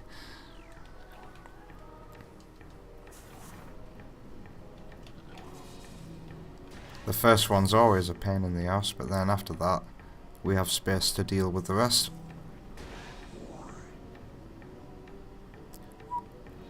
Oh yeah, there was an extra one, and I got caught. I'm an idiot.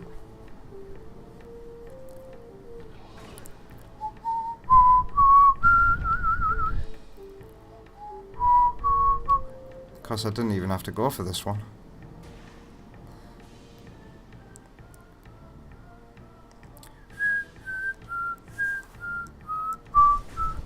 Oh, I've just realised the ZR button actually does shoot.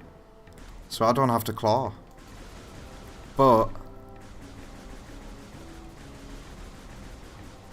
I think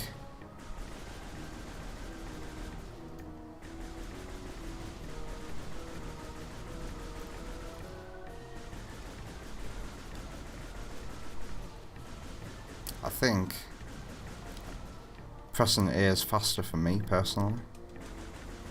But it's nice that you have two options. Okay.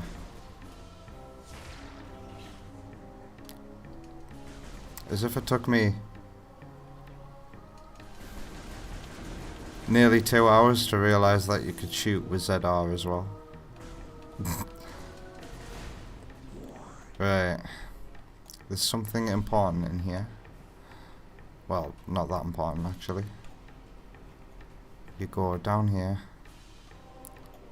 through here. I think this might be for some missiles. Whoops. You got me.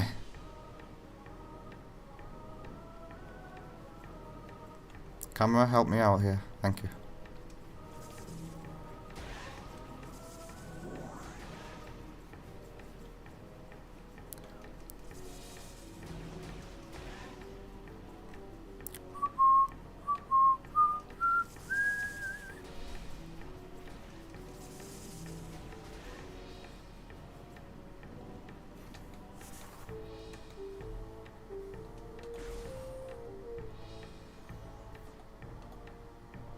Yeah, it was just for a missile.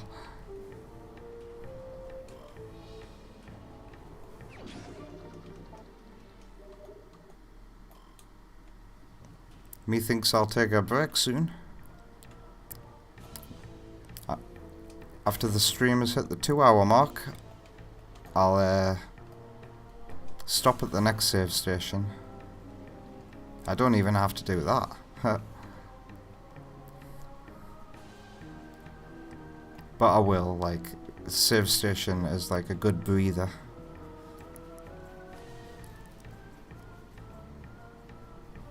Which way am I going? Just back through here?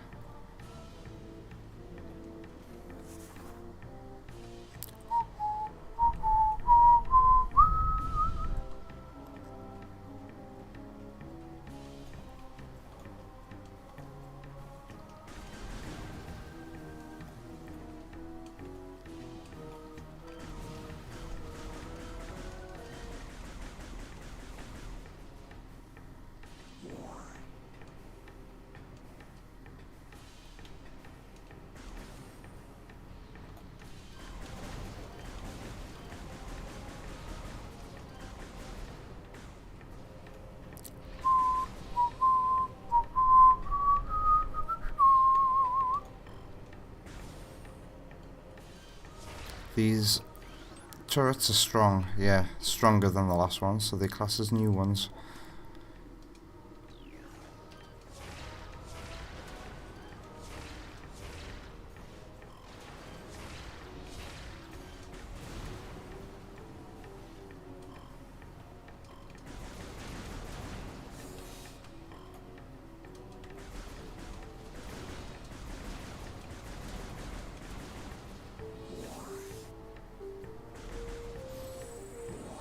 Is it Fendrana Drift's time already? I know where my next save station is then. It is coming very soon.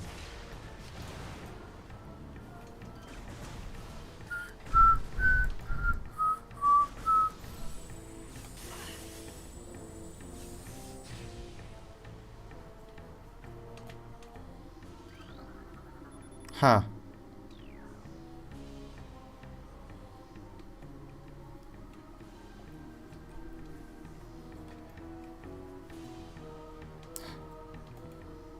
I just noticed that the music goes down in volume when you turn the scan visor on. No law here.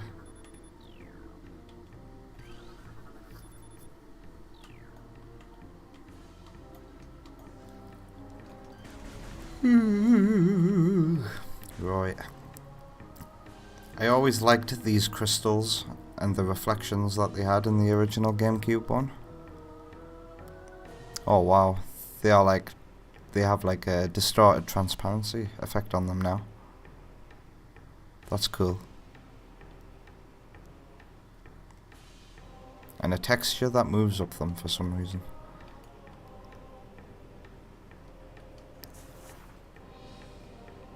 Ah yes. Oh, I remember when I saw Seagull J try to do this and he died. Oh, and it's happening to me too. The spring ball won't get you out of there either. You have to use a proper bomb jump. Alright, I can do this. Do a spring ball to make sure that you're going to bounce straight up anyway. Right, that's the first one done. Spring ball. Uh-oh, I fell down.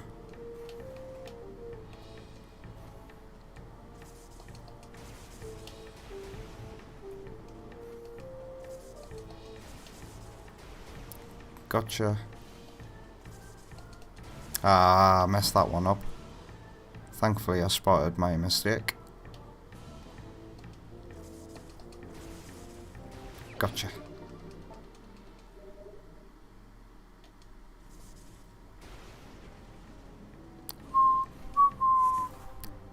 Whoa, this place. Welcome to the Lost Hex again.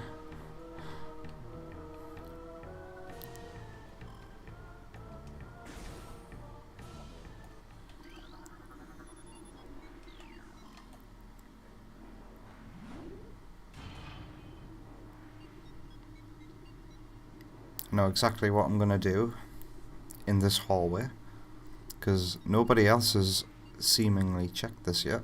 I want to check if the reflections in the ice are still in the game, because everybody talks about the reflections on that mirror in the Chozo ruins, but nobody ever talks about the reflections on the ice. We should be able to see Samus's distorted reflection on the ice on these walls.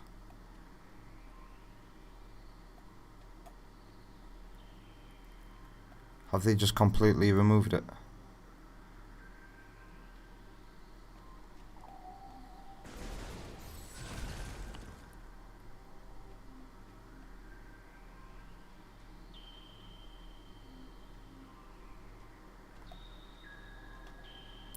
Oh wow. Yeah, it looks like they've completely changed the look of this cave. And if that's still meant to be ice on the wall, they've just completely removed the reflections. Oh well. There's one more place I'd like to try it out, and that's the room before, what you call it, the She-Goth. Ah, here we go. This is somewhere where it would definitely worked in the original, and yep. Samus's reflection is gone. In its place, there seems to be some light being cast from the arm cannon though, which is either a byproduct of the rendering technique around the gun, or is a genuine thing. that they decided to do with the ice. But yeah, you can no longer see Samus's reflection in the ice. Oh well. Nah, it's just not there. I thought I could see something, but it just turns out to be like the distorted effect around my gun. Yeah.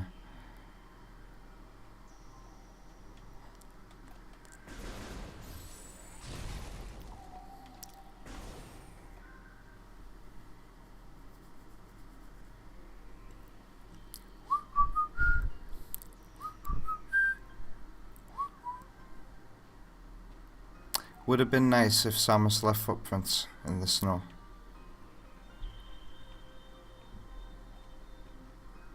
But she doesn't.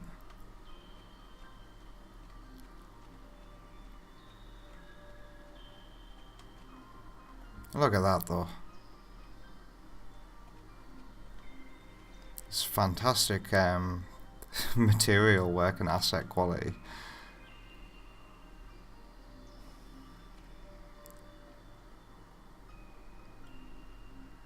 This is why I love retro studios.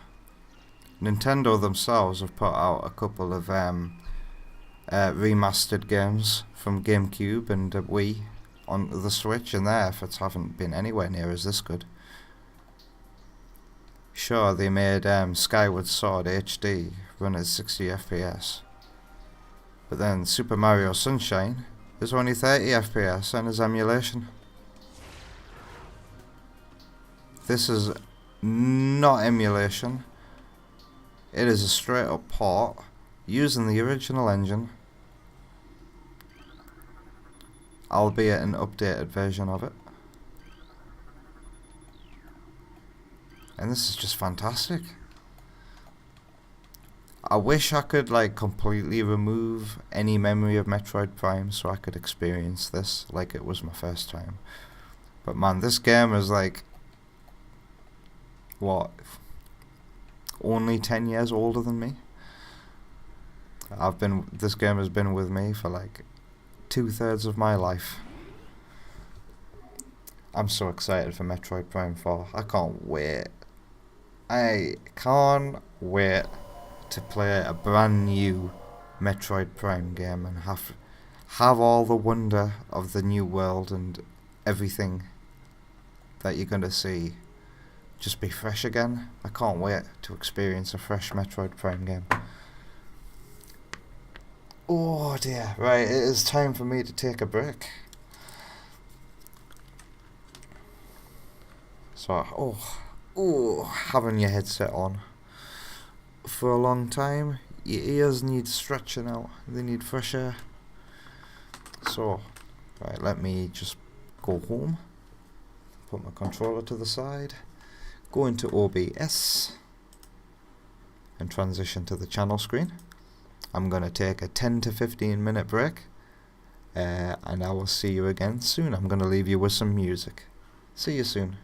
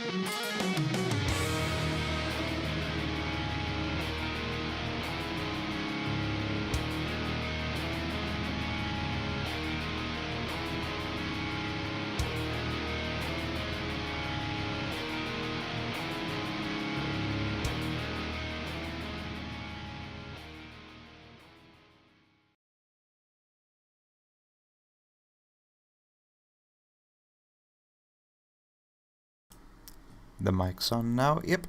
Okay, lovely. Welcome back from the break. I hope you had a lovely one because I certainly did. The last song you heard there was Brinstar Red Soil Metal Cover featuring Family Jewel 7X by Toxic Times Eternity. And if you'd like to hear that for yourself, you can check it out in the playlist in the description below. There we go. Okay, return to the chat. Everything in OBS good to go. Minus 35, minus 35. Good. Right, let's jump back into Metroid Prime Remastered for another couple of hours, shall we? Here we are in Phendrana Drifts. And what are we doing here exactly? Are we getting the wave beam?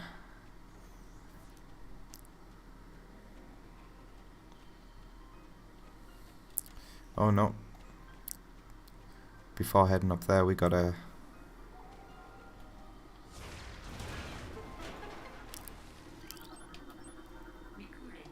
And we have some creatures to scan in here as well. Crystallite.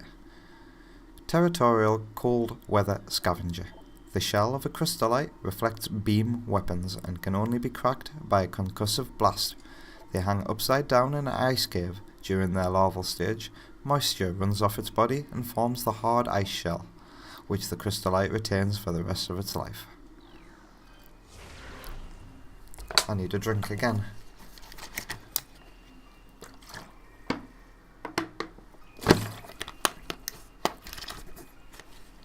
Hey.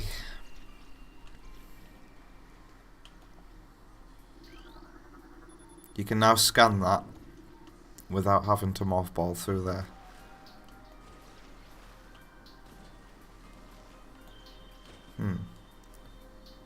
Do you get water droplets on your visor when you jump into the water? They seem to be gone. As if there's fish swimming about in this water, though I never noticed that before. Has there always been fish in this water?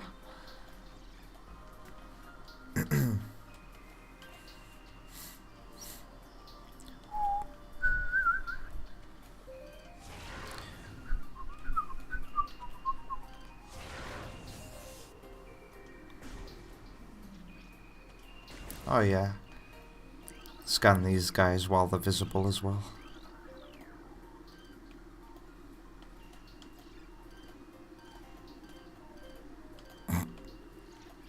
Hey.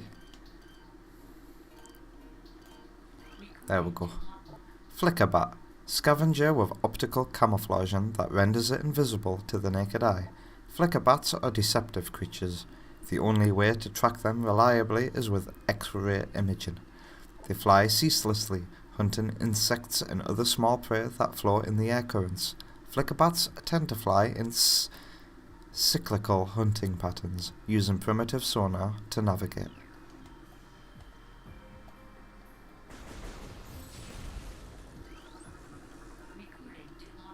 Scatter Bombu.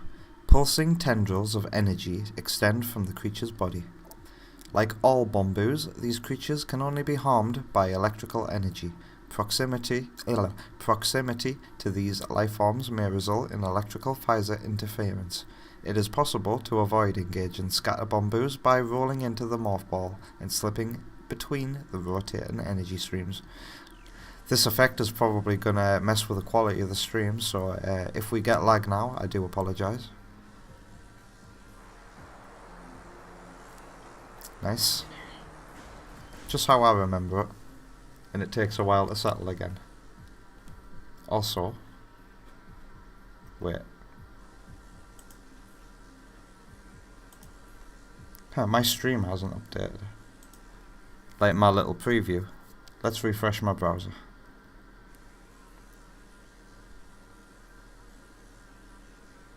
There we go. Now I am up to date with the stream. That'll be because we had a bit of a lag earlier on. Alright.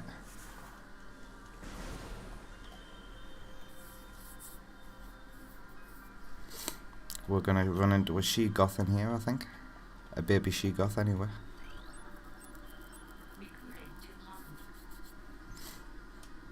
Baby she-goth, glacial predator.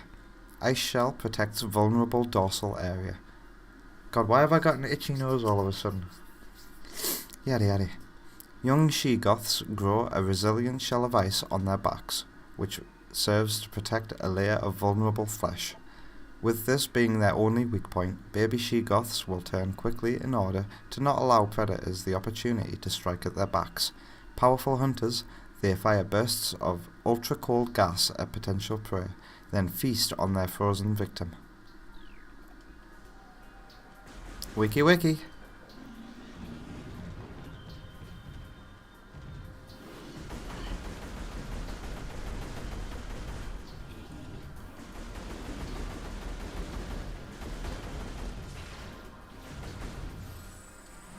Oh.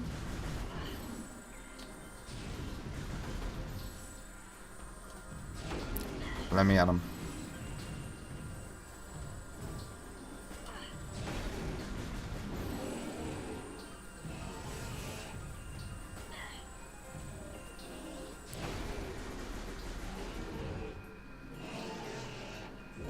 Watch out, because a dying she-goth can still freeze you with its breath. Sometimes they'll let out one last breath.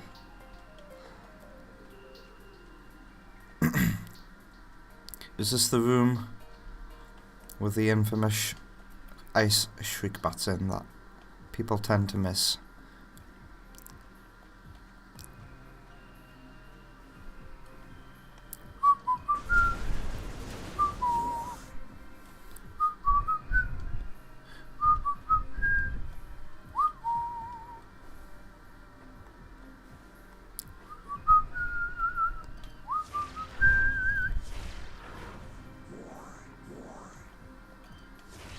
No, it's not this room.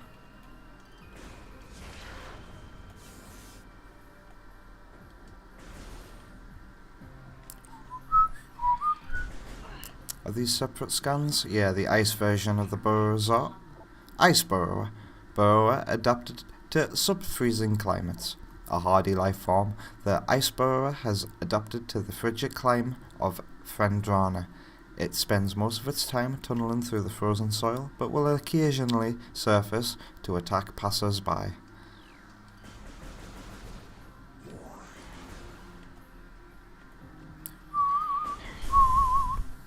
Sneaky.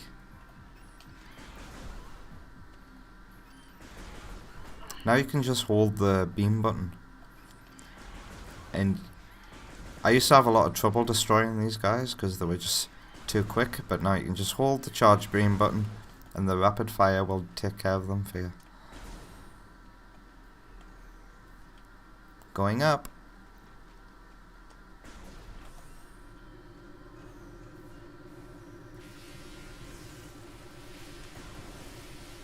Alright, this is the room with the ice shriek bats in. Make sure you scan them. There they are.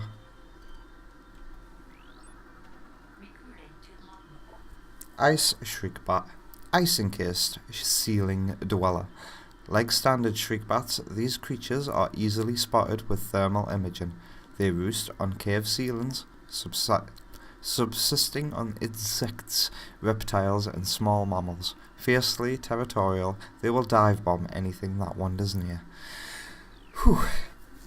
I really struggled with that one, didn't I? La la la la la la. Right.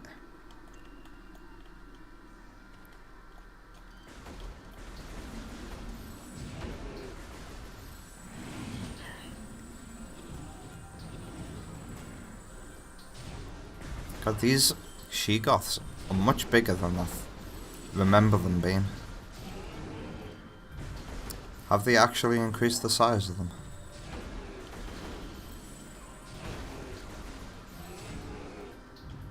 Or is it just the more detail that you get at the higher resolution?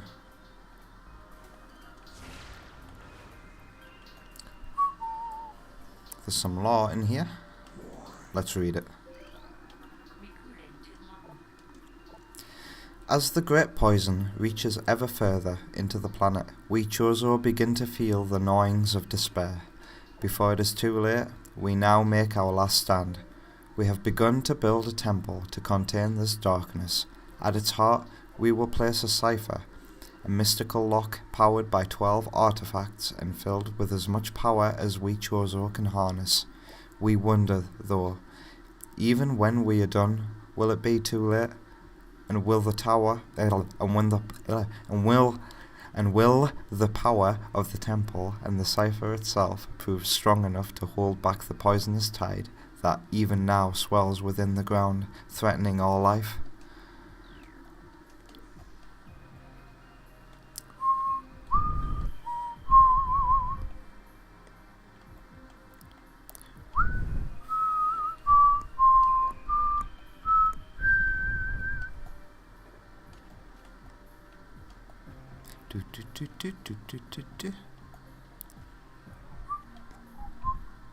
Am I missing something? Or do you need the double jump? I think you need the double... Come back into this room and double jump your way up here. But you can do a double bomb jump up here. I remember that much.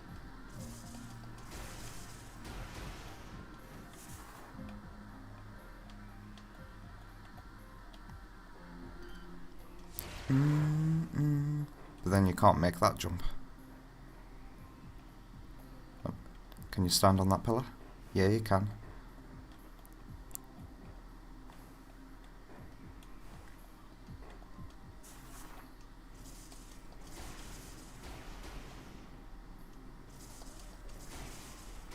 Oh, that's what I'm getting. I think I'm getting the boost ball, and then I have to head back to...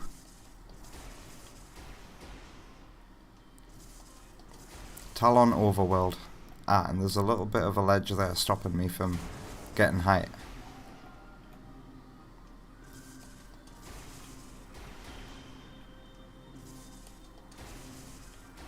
There we go.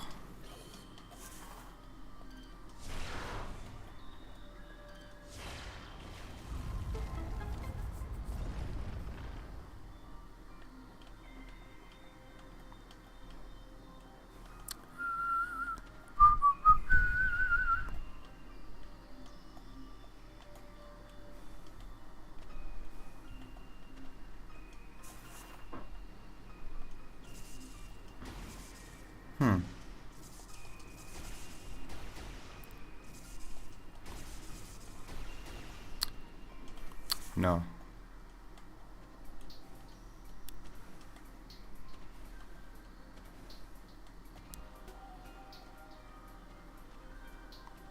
Okay, so which way am I actually supposed to go? Just through here?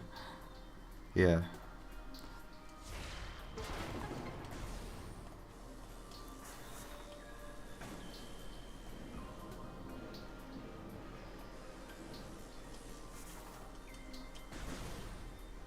Yeah, it's the boost ball time. Pretty sure there's some lore here.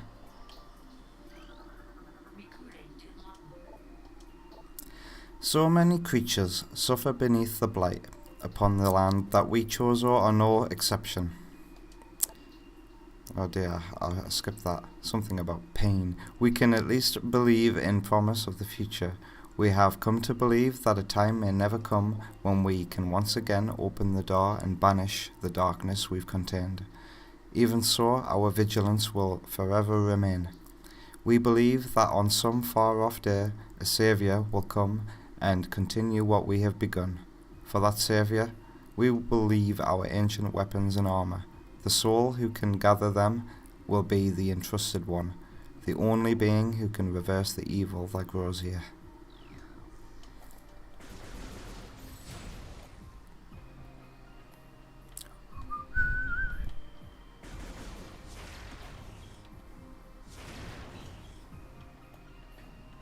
Oh, did I wake up that she-goth?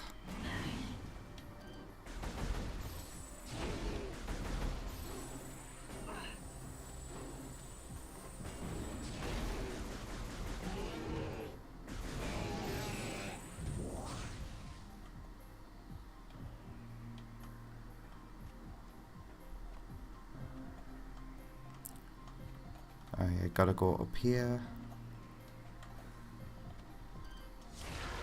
Something to scan. And then we jump along these platforms.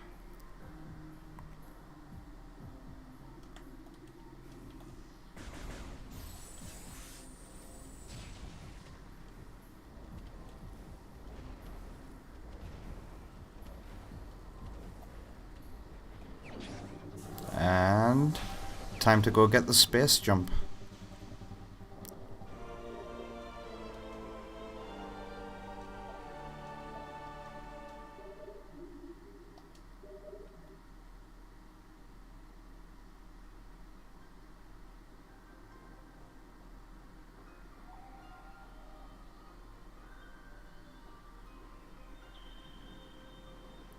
And it is B.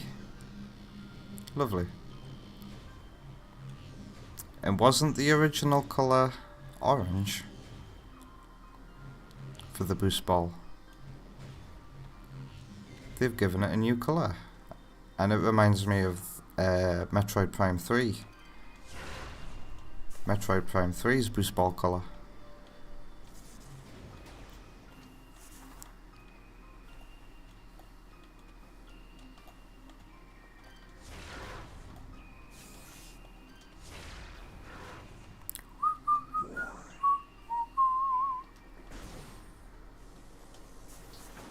Still pressing the wrong button for morph ball.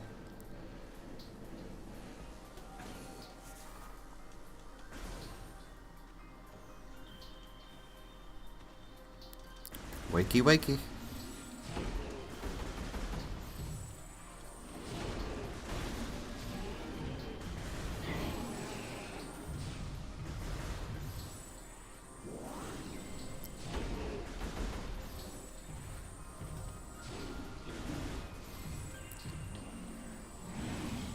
Come on.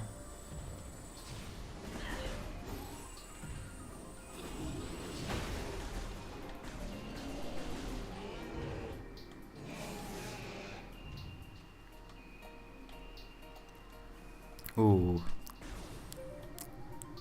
Time to see Ridley's shadow. Hopefully it looks better than the original one.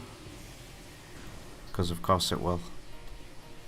I've seen the interview with this guy who was responsible for the original Shadow on Kiwi Talks. He says he wasn't proud of it. Hey, it's animated this time.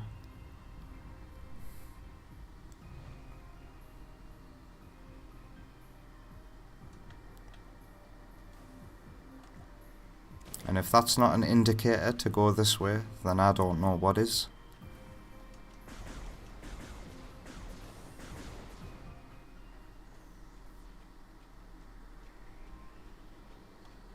I like how they flap about now as well.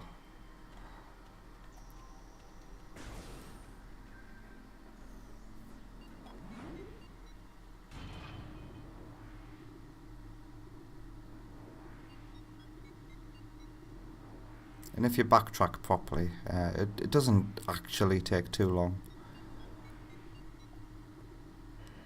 I know Fendrana Drifts only being accessible via Magma Caverns is a point of contention, but the map is designed in a way that if you know where to go, the journey isn't that long. So I think we're going this way now. Through this door, and leave me alone. Oh bloody hell, those turrets are proper eating my health. I didn't think they would, but I was wrong.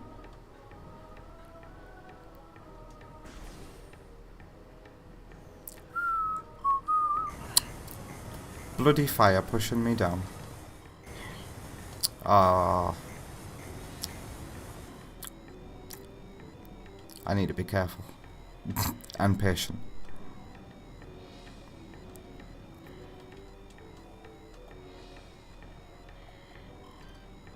Pretty sure there's a magma in here. Yep.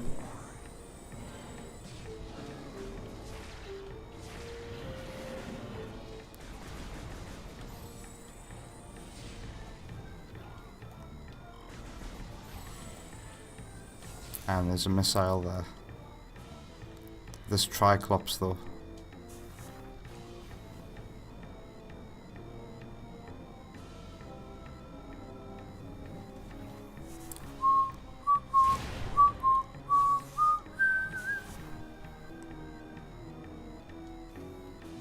I'm so glad the spring ball is in the game.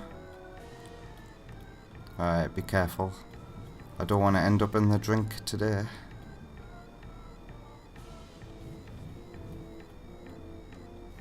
Do do do do do do do do.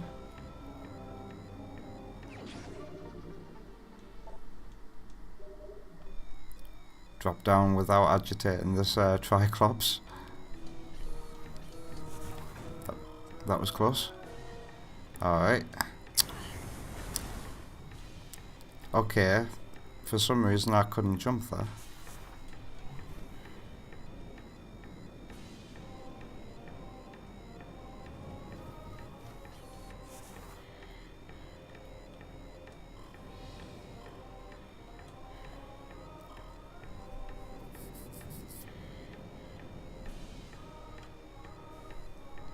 I'm hearing all kinds of background noises that I've never noticed before.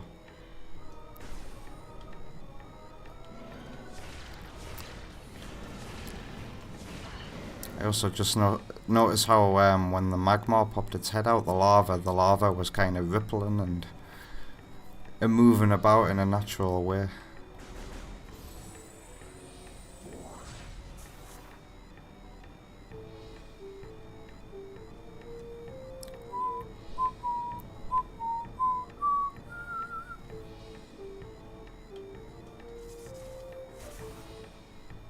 Alright, pretty sure that's a save station there.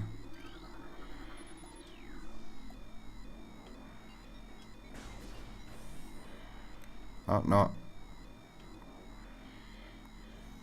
Oh, is that... It's Samus breathing. That's the noise I'm picking up, because I'm low on health. Samus is breathing heavily. I've never noticed that before. I wonder, was that always there, or was that a new detail?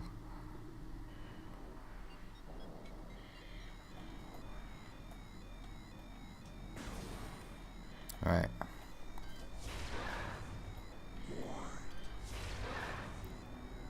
Grab the missiles under here.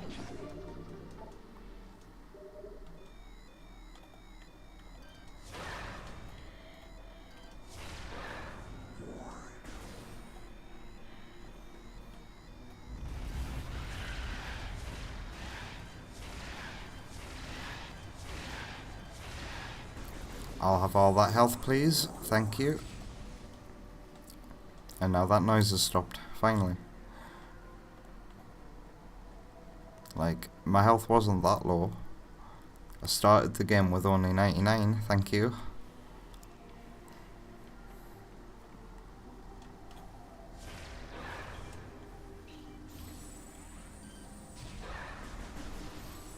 Whoops, I forgot I didn't have a double jump there.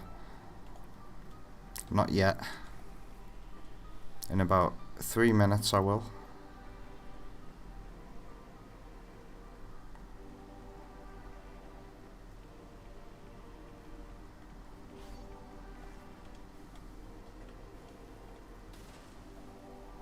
Yep.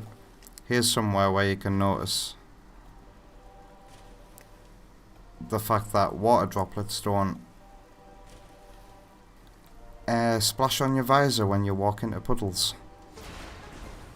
That was something that was in the original.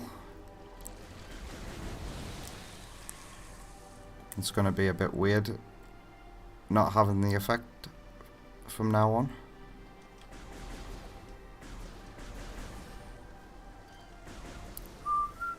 Alright, we're using the boost ball on this U-bend here.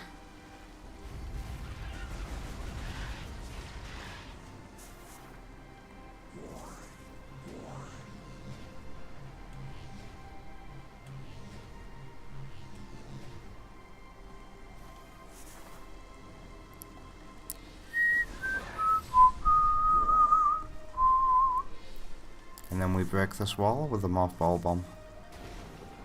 And again. And again.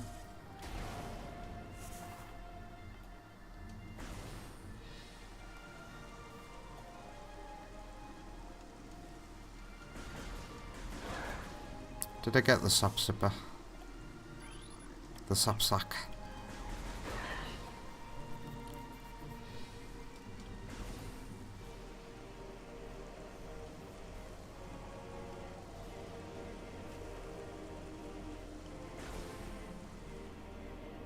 beautiful. I always liked how the space jump boots were illuminated by some light.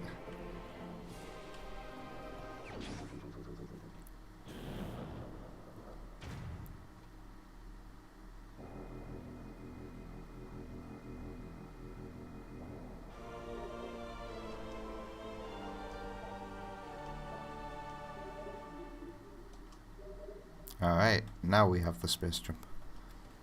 And now we have to go back to Fendrana. But before I do... Oh yeah, I haven't scanned my ship yet, have I? Hunter class gunship, registered to Samus Aran. You can return to your ship to recharge energy, reload weapons, and save progress in the game. I think I'll do just that because I need some health.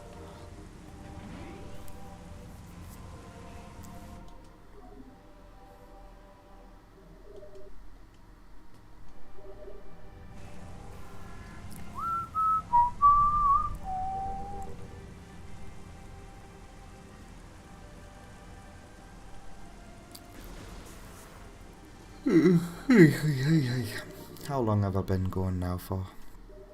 Just half an hour.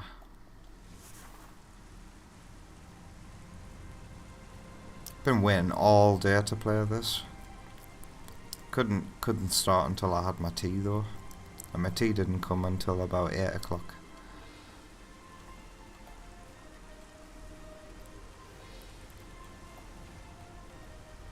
And let me tell you, it's really hard to resist the urge to play a game that's downloaded onto your Switch.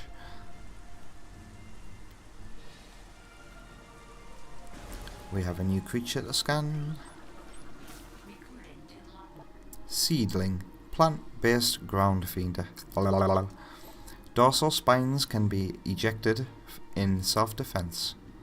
Yeah, that wasn't very detailed compared to most other entries. Wait, can you hold A, put your finger on Z, R, take your finger off A? Yeah, you can. You can hold a charge while swapping buttons. That's gonna come in handy, so that I don't have to use the claw.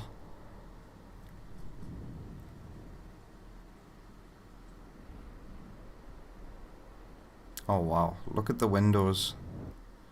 The windows have got like, they look wet.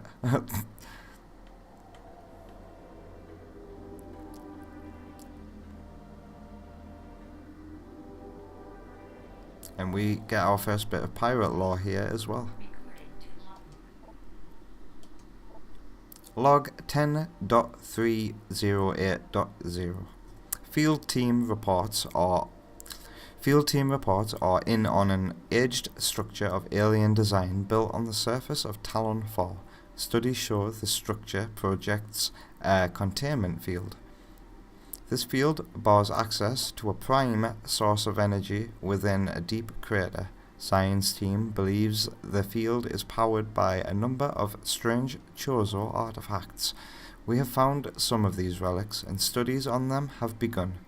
This field could hinder future energy production operations on Talon 4, we must dismantle it as soon as possible. If this means the destruction of the Chozo artifacts, it will be done. I'm wondering, should I have a special pirate voice for reading pirate entries? I remember when they were doing the marketing for Metroid Prime trilogy on Wii. I remember Retro Studios had on the website the entire trilogy from the perspective of one pirate who survived the whole thing. And we got to read his logbook entries.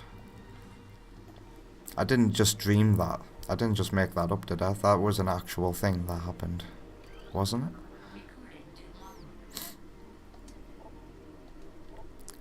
Throughout our living nightmare, as we battle with this unyielding darkness, we Chozo see a light. This light glows with promise. chasing the shadows cast by the great poison and purifying that which has grown toxic.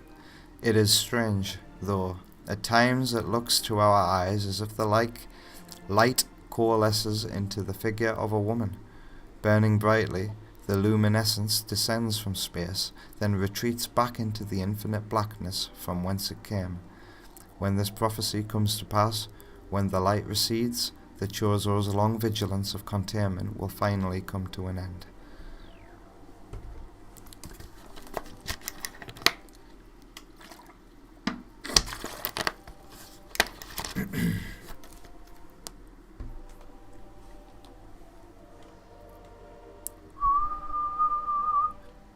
Yep, there's even water trickling down this window here.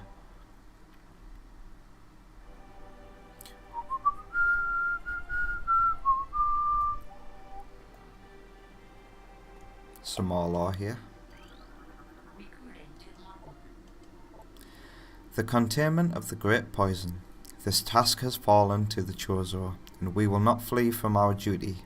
Even as we suffer with the land and its creatures, we will pour our will into the 12, the artifacts which form the lock that holds this great evil at bay in the depths of the planet. This lock must stand up to all who might come to assault it, to preserve the power of the seal and to protect it from those who would meddle for their own designs. We will spread the artifacts across the land, hiding them from prying eyes. The lock must never open until the day comes when this disaster can finally be put right.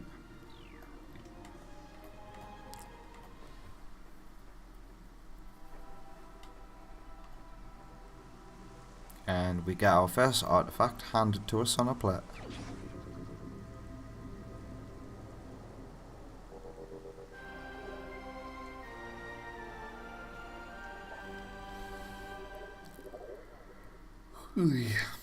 Thank you.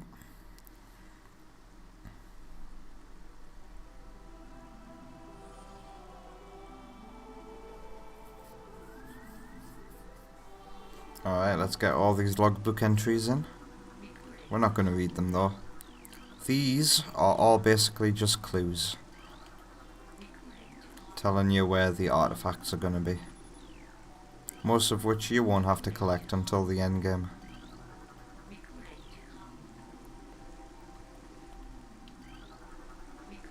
People criticize it, the endgame key hunt, before facing the final boss. I don't mind though.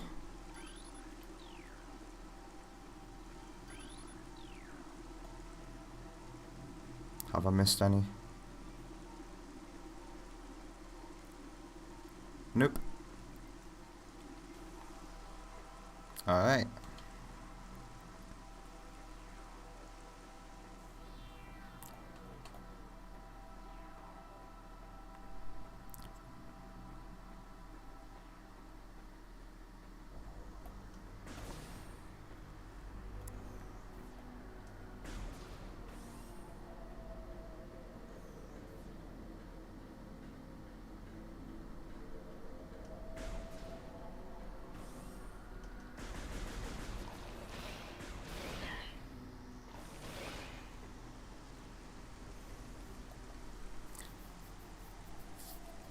Alright.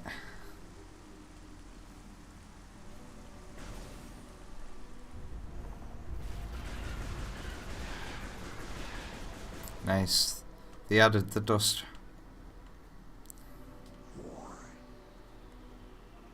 No more falls though.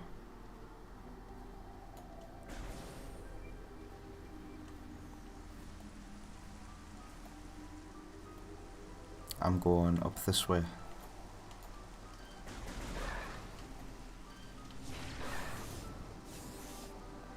Pretty sure I missed the scan. Yep. Gema, wall-crawling mollusk with retractable spikes. The Gema is an evolutionary offshoot of the Zuma family.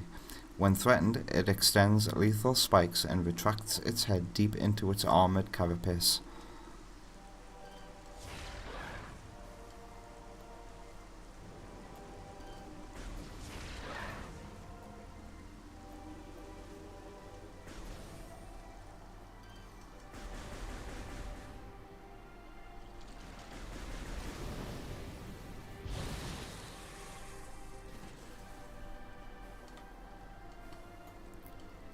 Let me out. Thank you.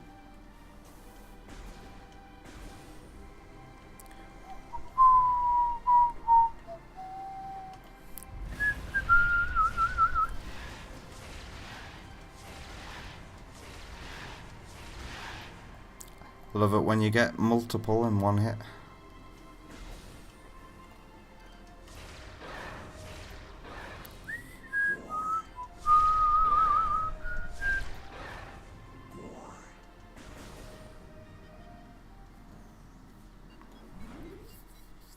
So now we're going to get the wave beam from the she-goth.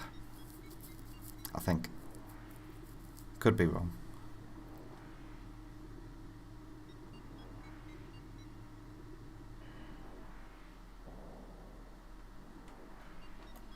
Can't go through that door yet.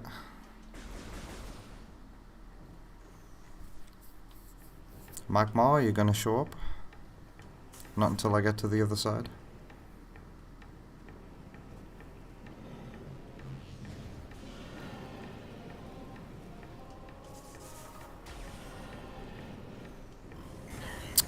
Stupid fire.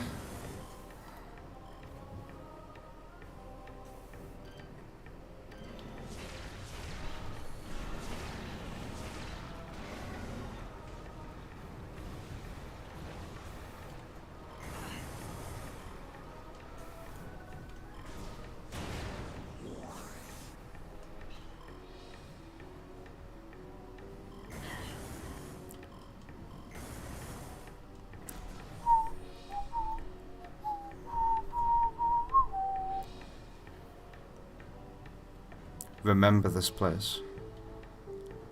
I had never played Super Metroid when I first played Metroid Prime. So,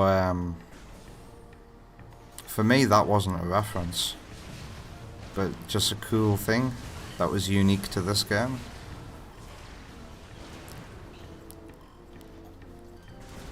And I do remember getting so lost in Super Metroid. And I didn't realise. Well, I kind of did actually. I think it was because of Metroid Prime that I figured it out. And I was like, hang on a second.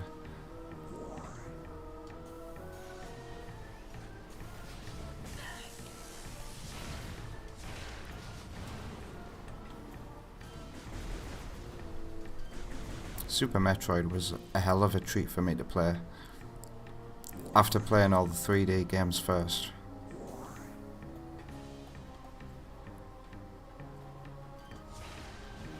Oh yeah, there's something to do up here. I think there's an artifact to collect before we go back to Fendrana.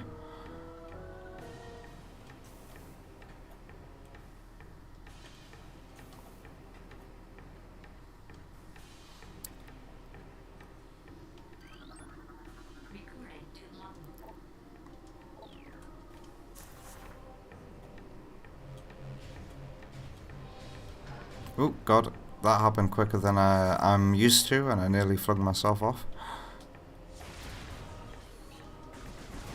Is there any pirate lore up here? No.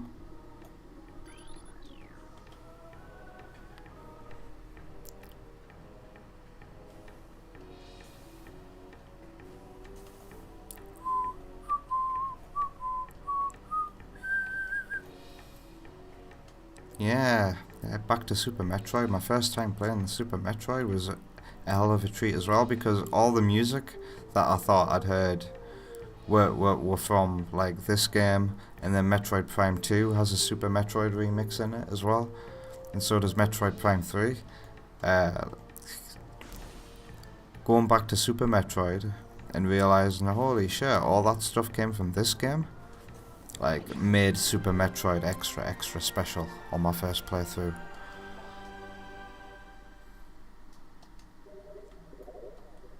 Alright. That was a little distraction. Now we can go back to Fendrana.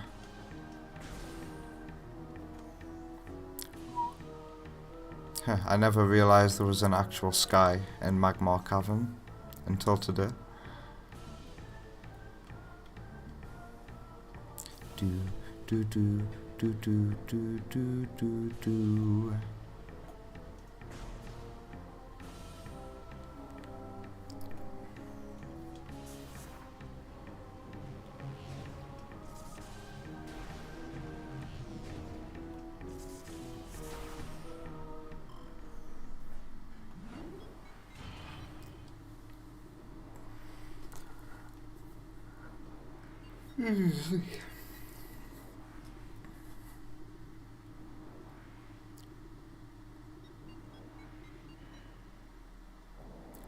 Can't wait to see how nice this game looks in the stream after I finish tonight.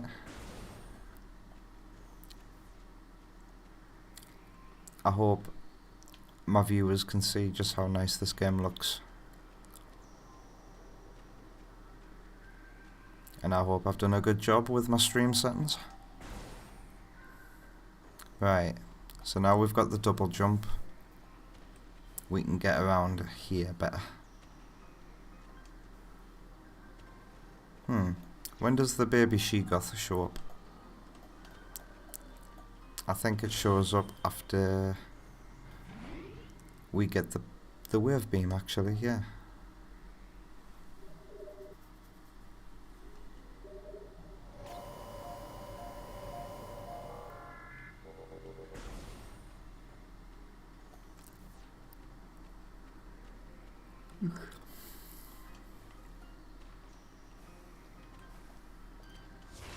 It is getting close to midnight now. 5 minutes to midnight.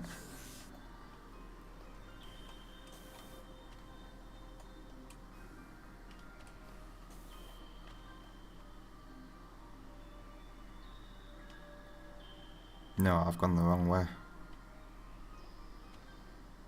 Huh.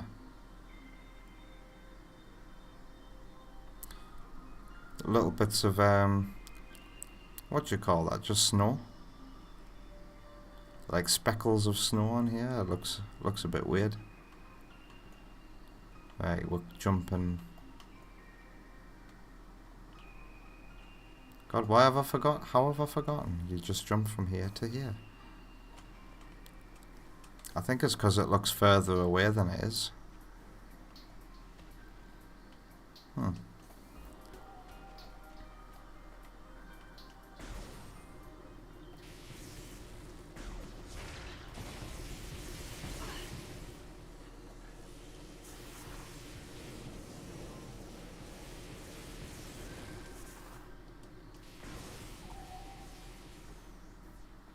Alright, this is another room where we can check ice reflections.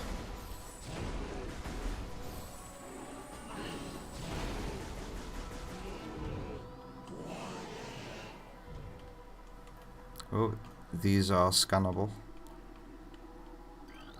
Ice parasites. Scavenger with a crystalline Scavenger with a crystalline outer shell. Parasites are hardy creatures, able to adapt to any environment within 3 generations. The ice parasite is a prime example. Having adjusted to a frigid climate, this vermin now thrives in it. Omnivorous, it can exist in areas hostile to most life forms.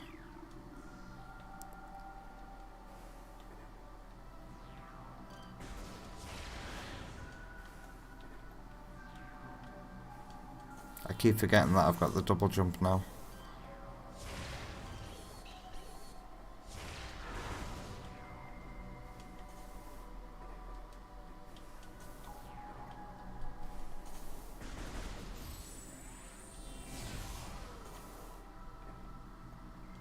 Wait. No, that's a ice parasite moving about.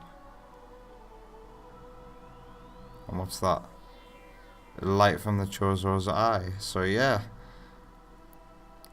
This is one of the better places where you can see the ice reflections in the original game, and as you can see, they're gone. They're completely gone. I think. Yeah. There's nothing resembling Samus on this ice, is there? not being reflected.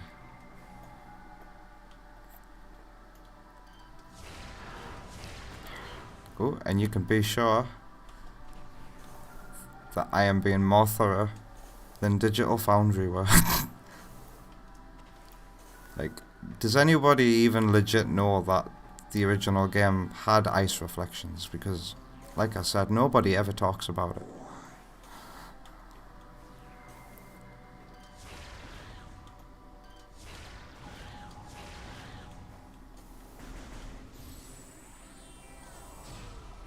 Alright, one of these statues is not like the other.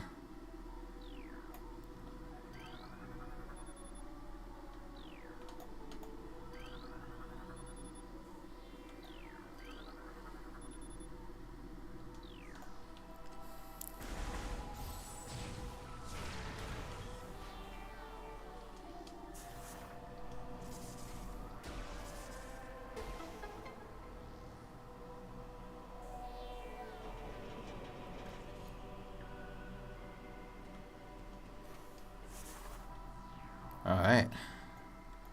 Let's go get the wave beam.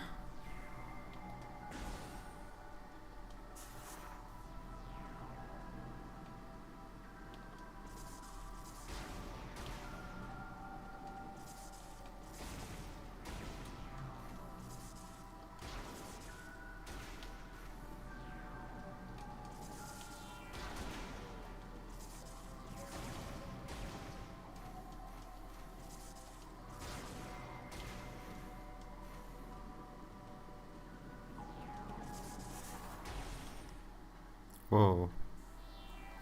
Oh yeah. Because that door turns purple. The purple light threw me off a little bit there.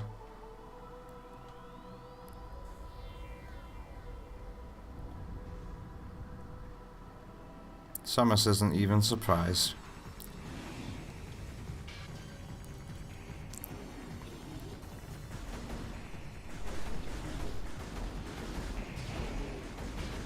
I'm gonna try using the shoulder button to fire now.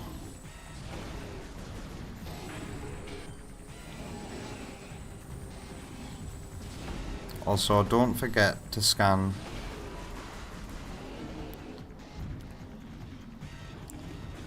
the next thing that comes out.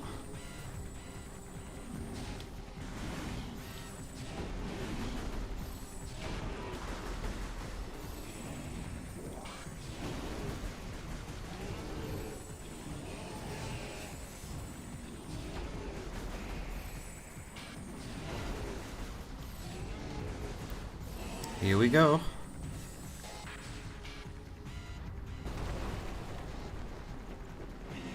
Big Mama.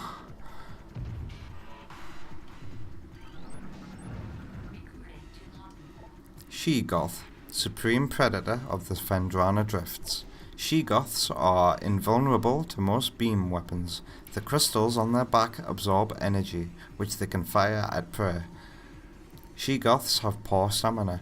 They hyperventilate after using their breath attack, making their mouth area vulnerable. The soft underbelly of a she-goth is susceptible to concussive blast.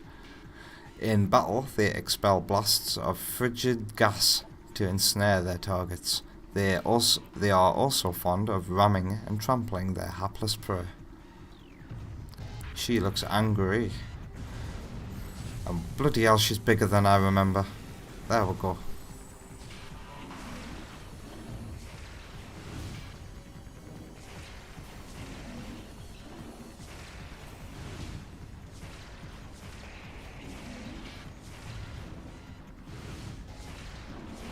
Use the old missile spam technique, which I and many others are probably also happy hasn't been patched out. There would have been massive complaints, I feel like, if they had patched out the missile spam trick.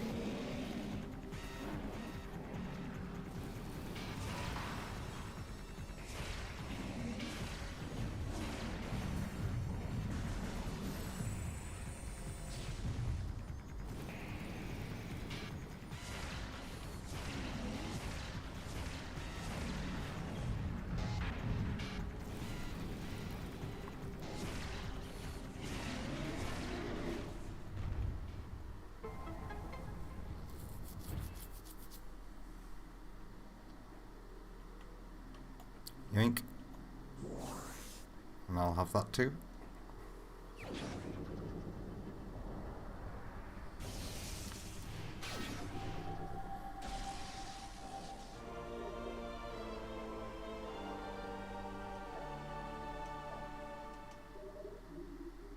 Alright.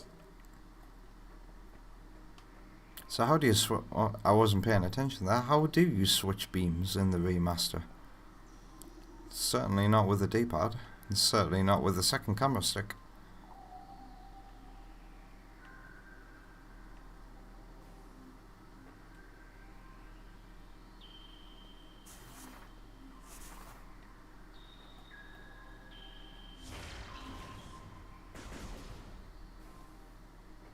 Huh. I'll figure it out.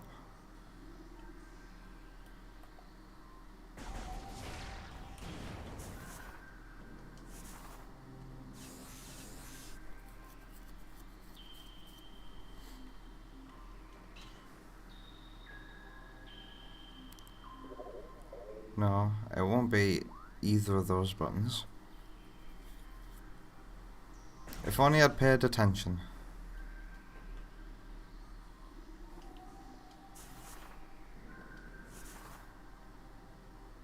What other buttons do I even have at this point?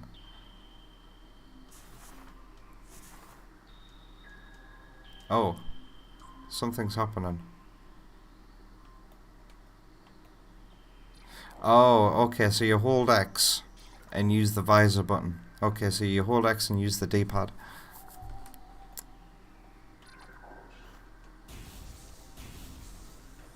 Right. God, my muscle memory is confused. Oh my god, I genuinely... I've forgotten all the buttons again. Wow, okay. Right.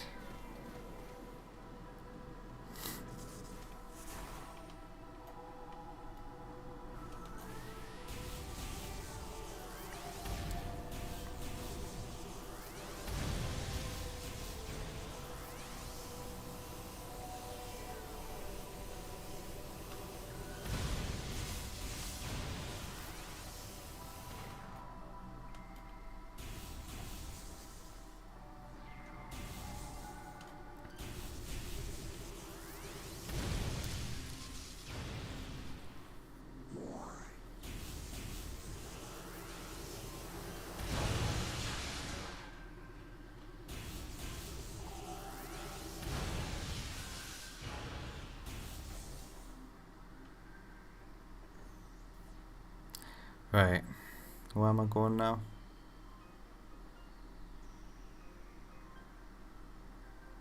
To the pirate base, isn't it?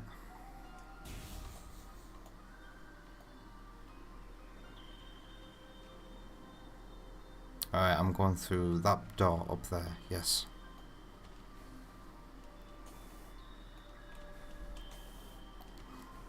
Ah, and the she-goth is here now.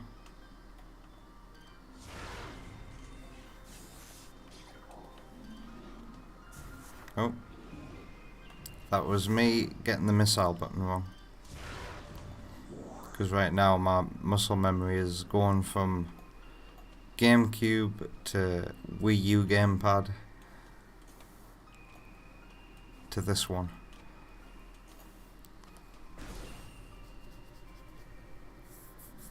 I'm just thankful I haven't tried to play the game with keyboard and mouse, because that would mess with my muscle memory again.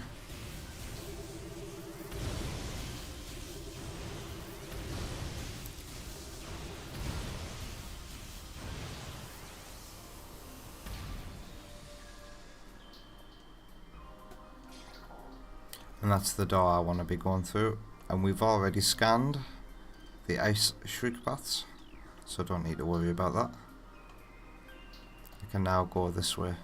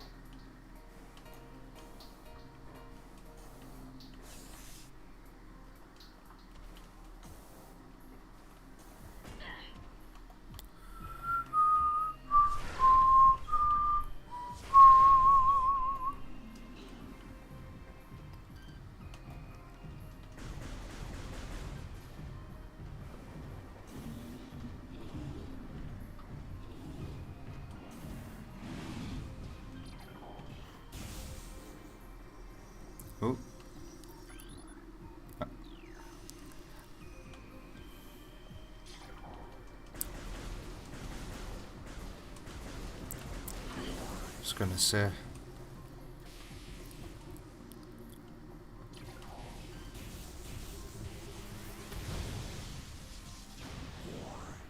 For some reason I thought the scarabs here were a different logbook entry, but they just used the standard one from the ruins.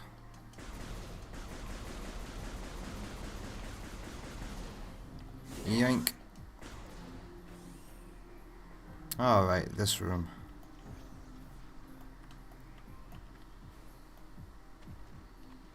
Save station at the top of it.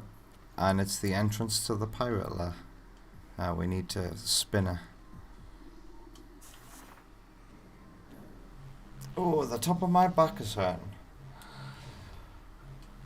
Oh, I've been leaning forward a lot playing this game. Also, I'm hungry again. I'm gonna have to get myself a after midnight snack. So I guess a trip to the garage is in order after the stream. What am I doing again?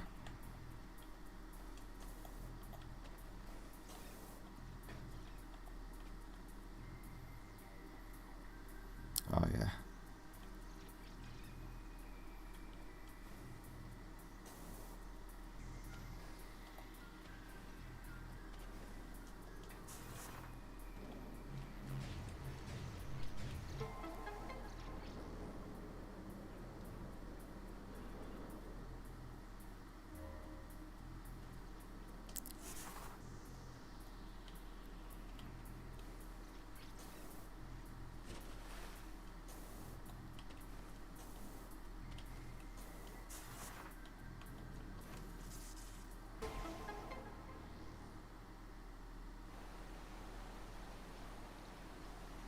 We have to do this twice because we're gonna get the item inside that hole there.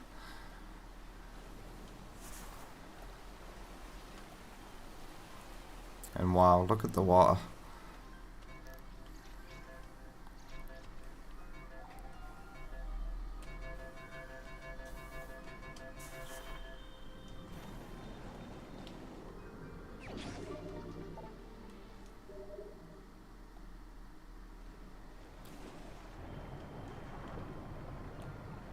And hey, beat the water, finally. After how many years? Every time I've went to collect that energy tank, I've always tried to beat the water coming down. But I've always failed for one reason or another.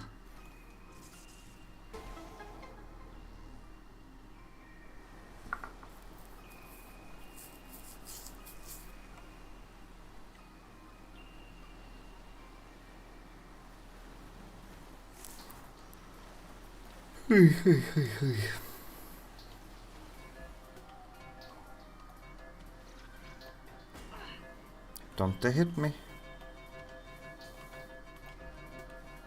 Alright. Save station. Whoops.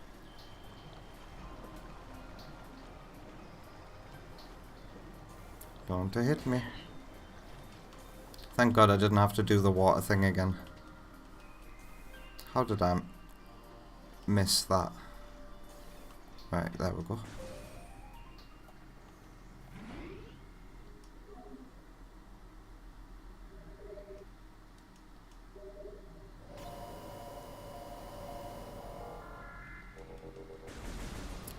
Time to penetrate the pirate base.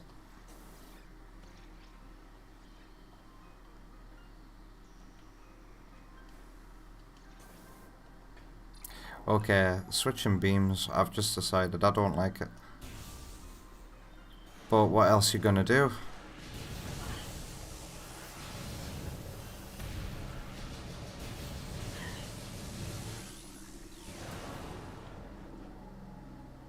Oh god, hello pirates, scaring the shit out of me while I'm thinking about how to change beams. Shadow Pirate. Pirate forces trained and equipped for stealth operations. A select group of space pirates have access to sophisticated cloaking technology. This gear drains high levels of power, however, forcing them to rely solely on melee weapons in battle. Use enhanced detection gear when fighting these units. He doesn't look invisible to me.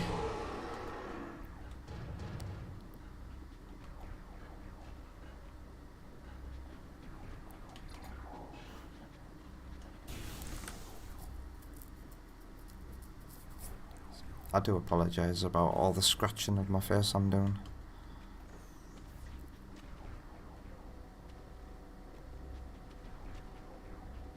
Destroy it, Samus. Defeat enemies to unlock doors.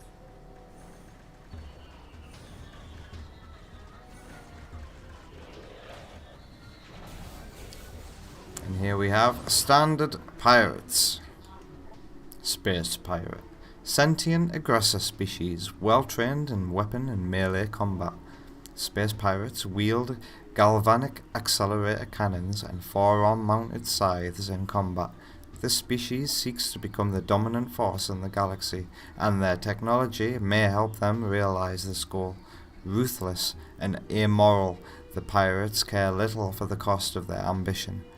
Only the results matter, and they take these very seriously. How do you switch? I need to get used to the new method for switching beams. Like, I don't like it.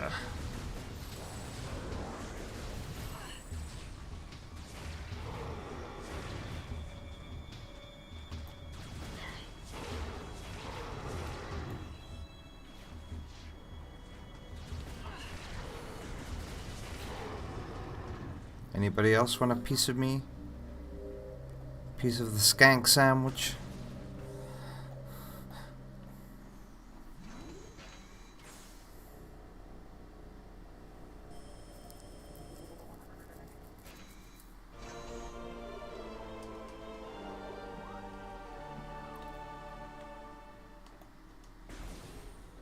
I don't know why I still get map stations these days. It's not like I need them.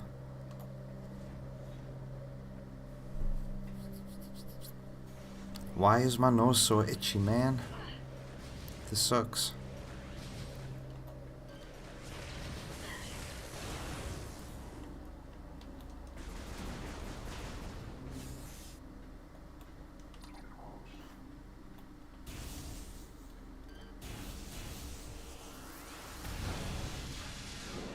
Ooh, we're gonna get the thermal visor now. That's what's happening. The thermal visor and super missiles.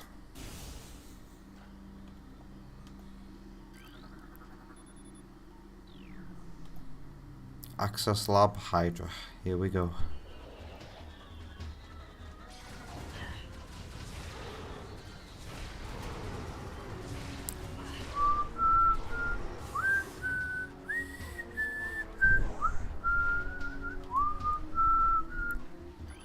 Right, we'll take out all the pirates first, and then what I like to do, after clearing out the room, is read all the lore.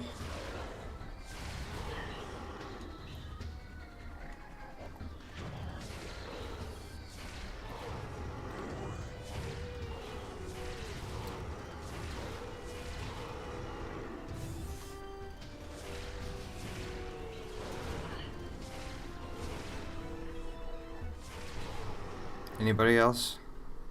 No? We're all done. Alright. Let's read these pirates' diaries. Find out who they have a crush on.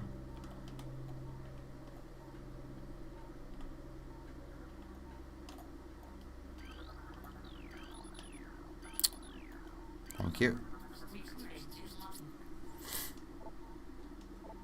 Log 10.515.8. Our initial tests exposing Talon 4's indigenous parasites to Phazon appear to be successful. Increases in strength, size, and aggressiveness are common in all test subjects, as well as unforeseen evolutions like additional poison sacs within the abdomen and the appearance of a second ring of mandibles in several subjects. These creatures were chosen because of their resilience, and it appears possible that, given enough exposure to Phazon, they may one day be able to survive on any planet we transport them to. Our methods will have to be refined. We currently have a 100% extinction rate after the 4th infusion period, and most survivors of the 3rd infusion stage are so violent and uncontrollable that they have to be euthanized. Even still, we remain hopeful that further experimentation will result in success.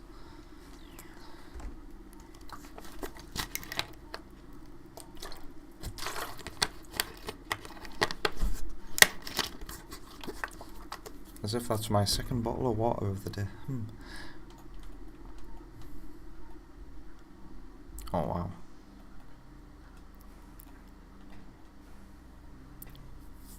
All of the pirate diagrams and stuff use high resolution textures now.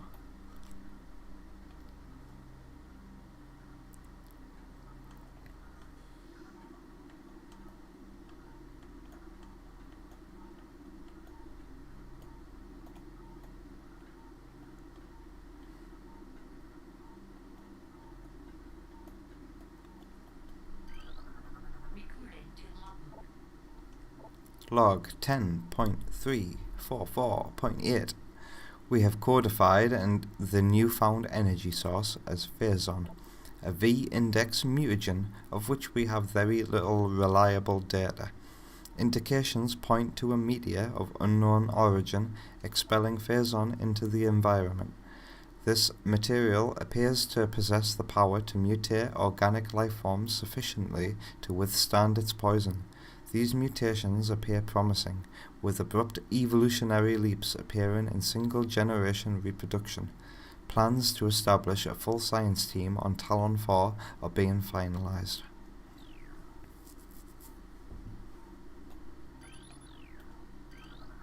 Recording to logbook. 10.587.7. Mining operations have begun near the crater where Phazon appears to be the most concentrated.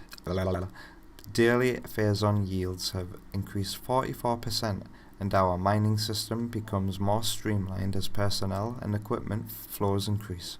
Several incidents of Phazon-induced madness have been reported, prompting augmented life support regulations in the deeper chambers.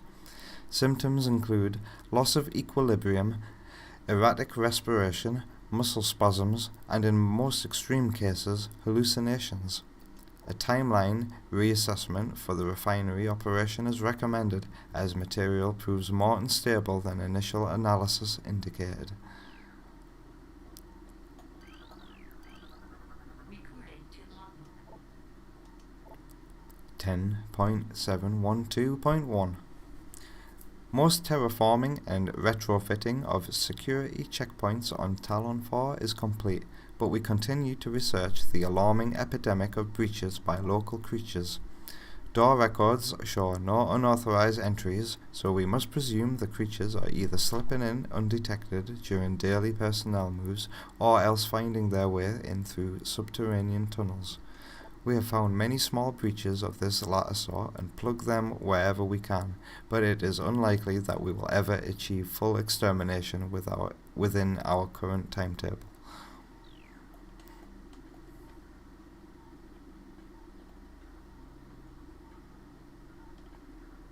I think that's all the logbook entries down here. There'll be a couple more upstairs, no doubt.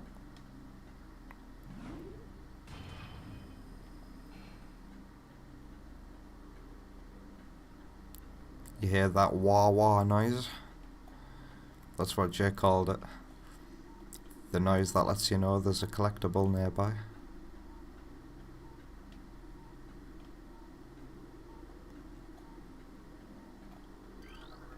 Recording to logbook. 10.664.2. Research Outpost Glacier 1 in the Phendrana Drifts region of Talon 4's mountains is operating at 85% capacity. Sub-zero temperatures have made the Metroids sluggish and easy to control, even those well into phase-on infusion cycles. Cold containment status tanks are sufficient for the juveniles, but some of the larger Metroids have been moved to quarantined caves for safety purposes. Security doors remain an issue, as malfunctions due to ice occur every day. Large predators in the wastes are also a concern, as they continue to kill personnel and breach secure areas. Unfortunately, it has become clear that our containment teams cannot neutralize all of them without a vast increase of munitions and soldiers.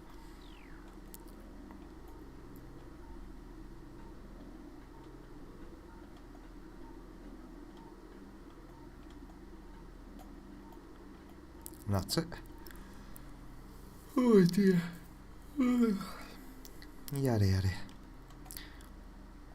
I think I'm gonna carry on until the next save station, and then I can feel myself like getting really tired, so I think I'll come off for the night. But rest assured, I shall continue this tomorrow.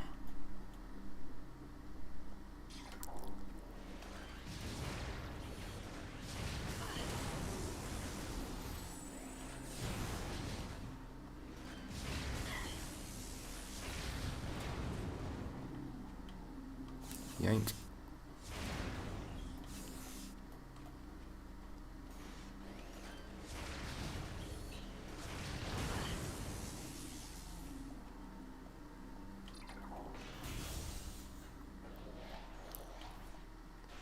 And speaking of save stations, here we are.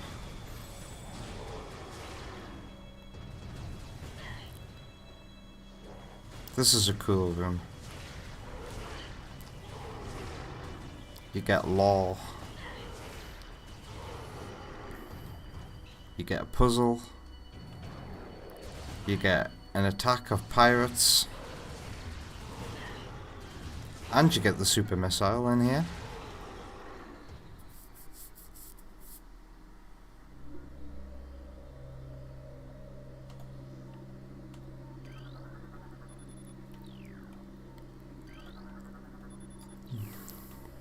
Okay.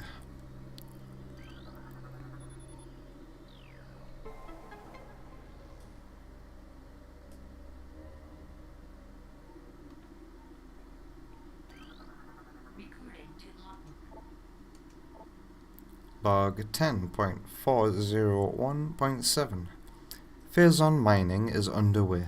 Several garrisons have been established, and terraforming of the Chozo ruins is underway.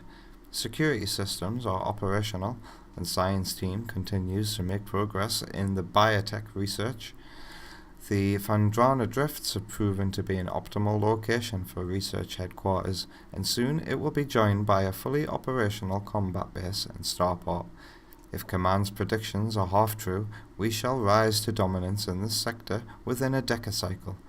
Truly, these are glorious times. 50% of the logbook. Nice.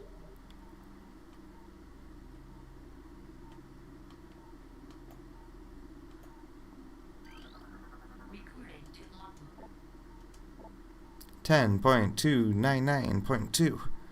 Scans of the spiral sector detected a massive energy spike emanating from a Wanderer-class planet identified as Talon 4. Scout reconnaissance was immediately dispatched to the center of the spike, a landmass at heading mark 40.08.02, returning with planetary samples and atmospheric imaging. An analysis shows the energy source to be an unstable radioactive material of enormous potential. We are unable to form an accurate risk assessment at this time, but we are unlikely to find an energy source this powerful again. Analysis will continue, but currently Talon 4 appears to be a viable secondary headquarters.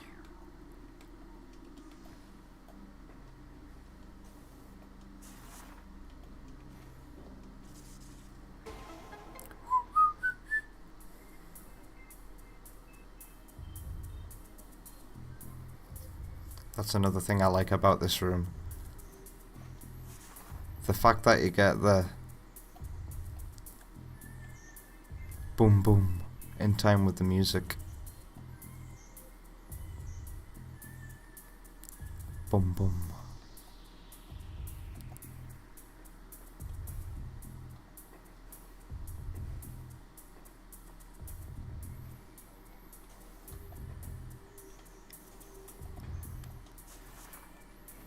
Yeah.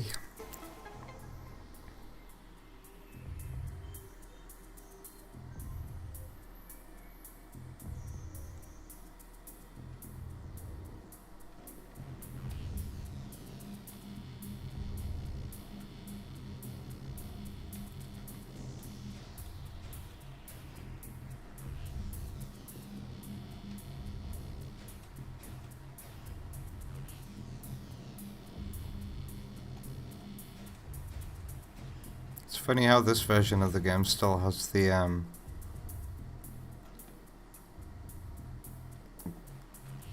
funny boost ball camera.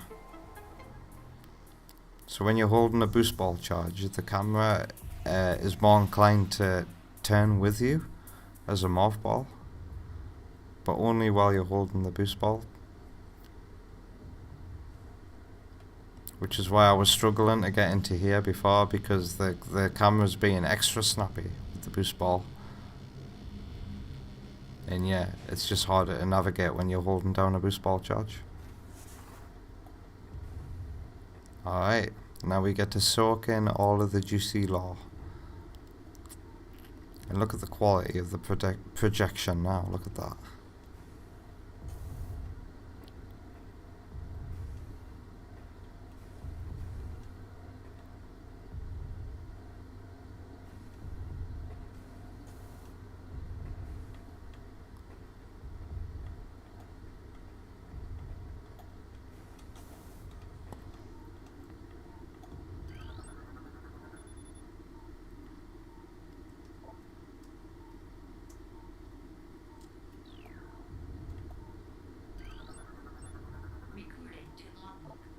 Talon 4. Mass 5.1 trillion teratons.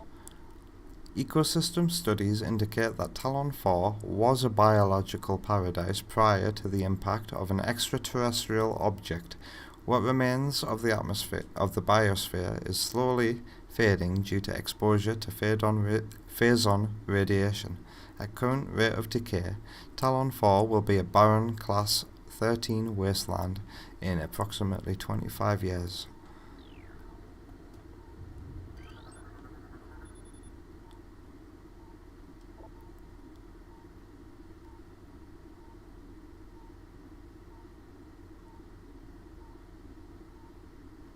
I don't remember that in the original. I remember this one, Twin Fever.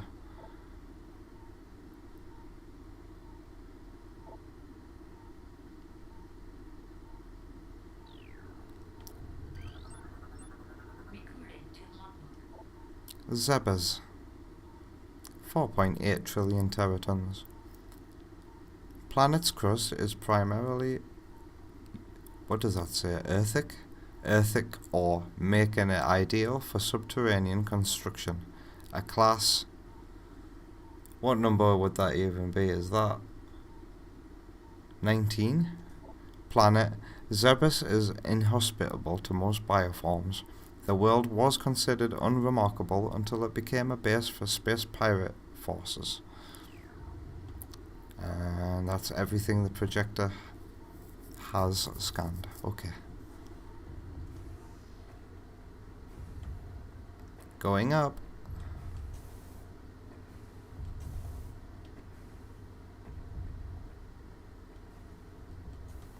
And when I get to the top of here, I collect the super missile, and then I'm gonna save at this save station and then come off for the night, because I can feel my eyes are getting heavy, and I've had a long busy day today. Like, can't believe I had to wait till 9 o'clock to start playing this, but there we go. It's been worth it.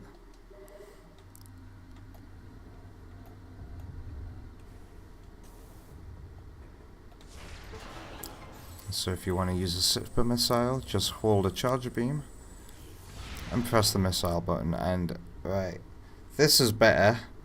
This is better than the Wii U gamepad layout, because I had to get the claw out. Yeah, you hold A on the Wii U gamepad and then you press Y, I think. So you have to. So my hand would be like A and then Y, but Y is the morph ball button in this game. In this version. Do you want to save? Yes. Game has been saved. Lovely.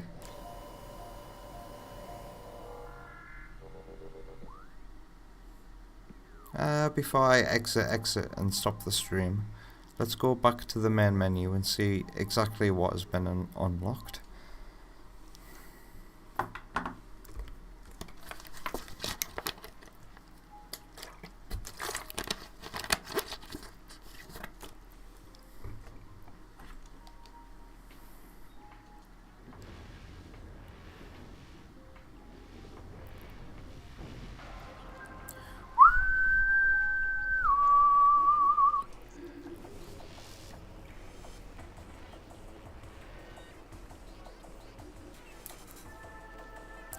Alright, so barely scratching the surface of unlockable things unlocked. 53 out of 185 items unlocked. So we've got the original biology and world concept art unlocked. Not all of it though, and I'm not going to spoil it quite yet. We're going to look at these all in one go after we've completed the game for real. Character gallery for some more models to look at. This is sweet. And the soundtracks, just the soundtrack. Huh. Are those screenshots? Yeah, they are.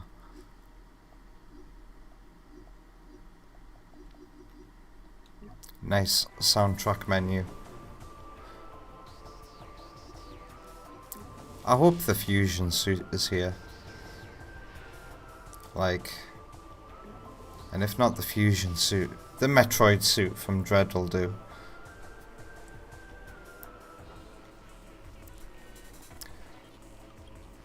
Alright, we shall return to Metroid Prime Remastered tomorrow. If nothing comes up and I can stream tomorrow, which hopefully I should be able to. Alright, so because it's really late at night, I'm not going to leave you with any music, because I'll probably get wrong if I play some music this time of night, especially with my current setup. When I'm playing on console games, I have to have a separate speaker for my PC so I can hear your redemptions. Alright, so before I go, bring up the channel screen, I'd just like to thank everybody who showed up in the chat today. So that includes Lemon Shark, lovely to see you again. Rob Egan, thanks for showing up and redeeming some things, and Katana was here as well, so thank you very much. If you're watching this later and you enjoyed it, let me know and I will see you later. Cool, there we go. See you later.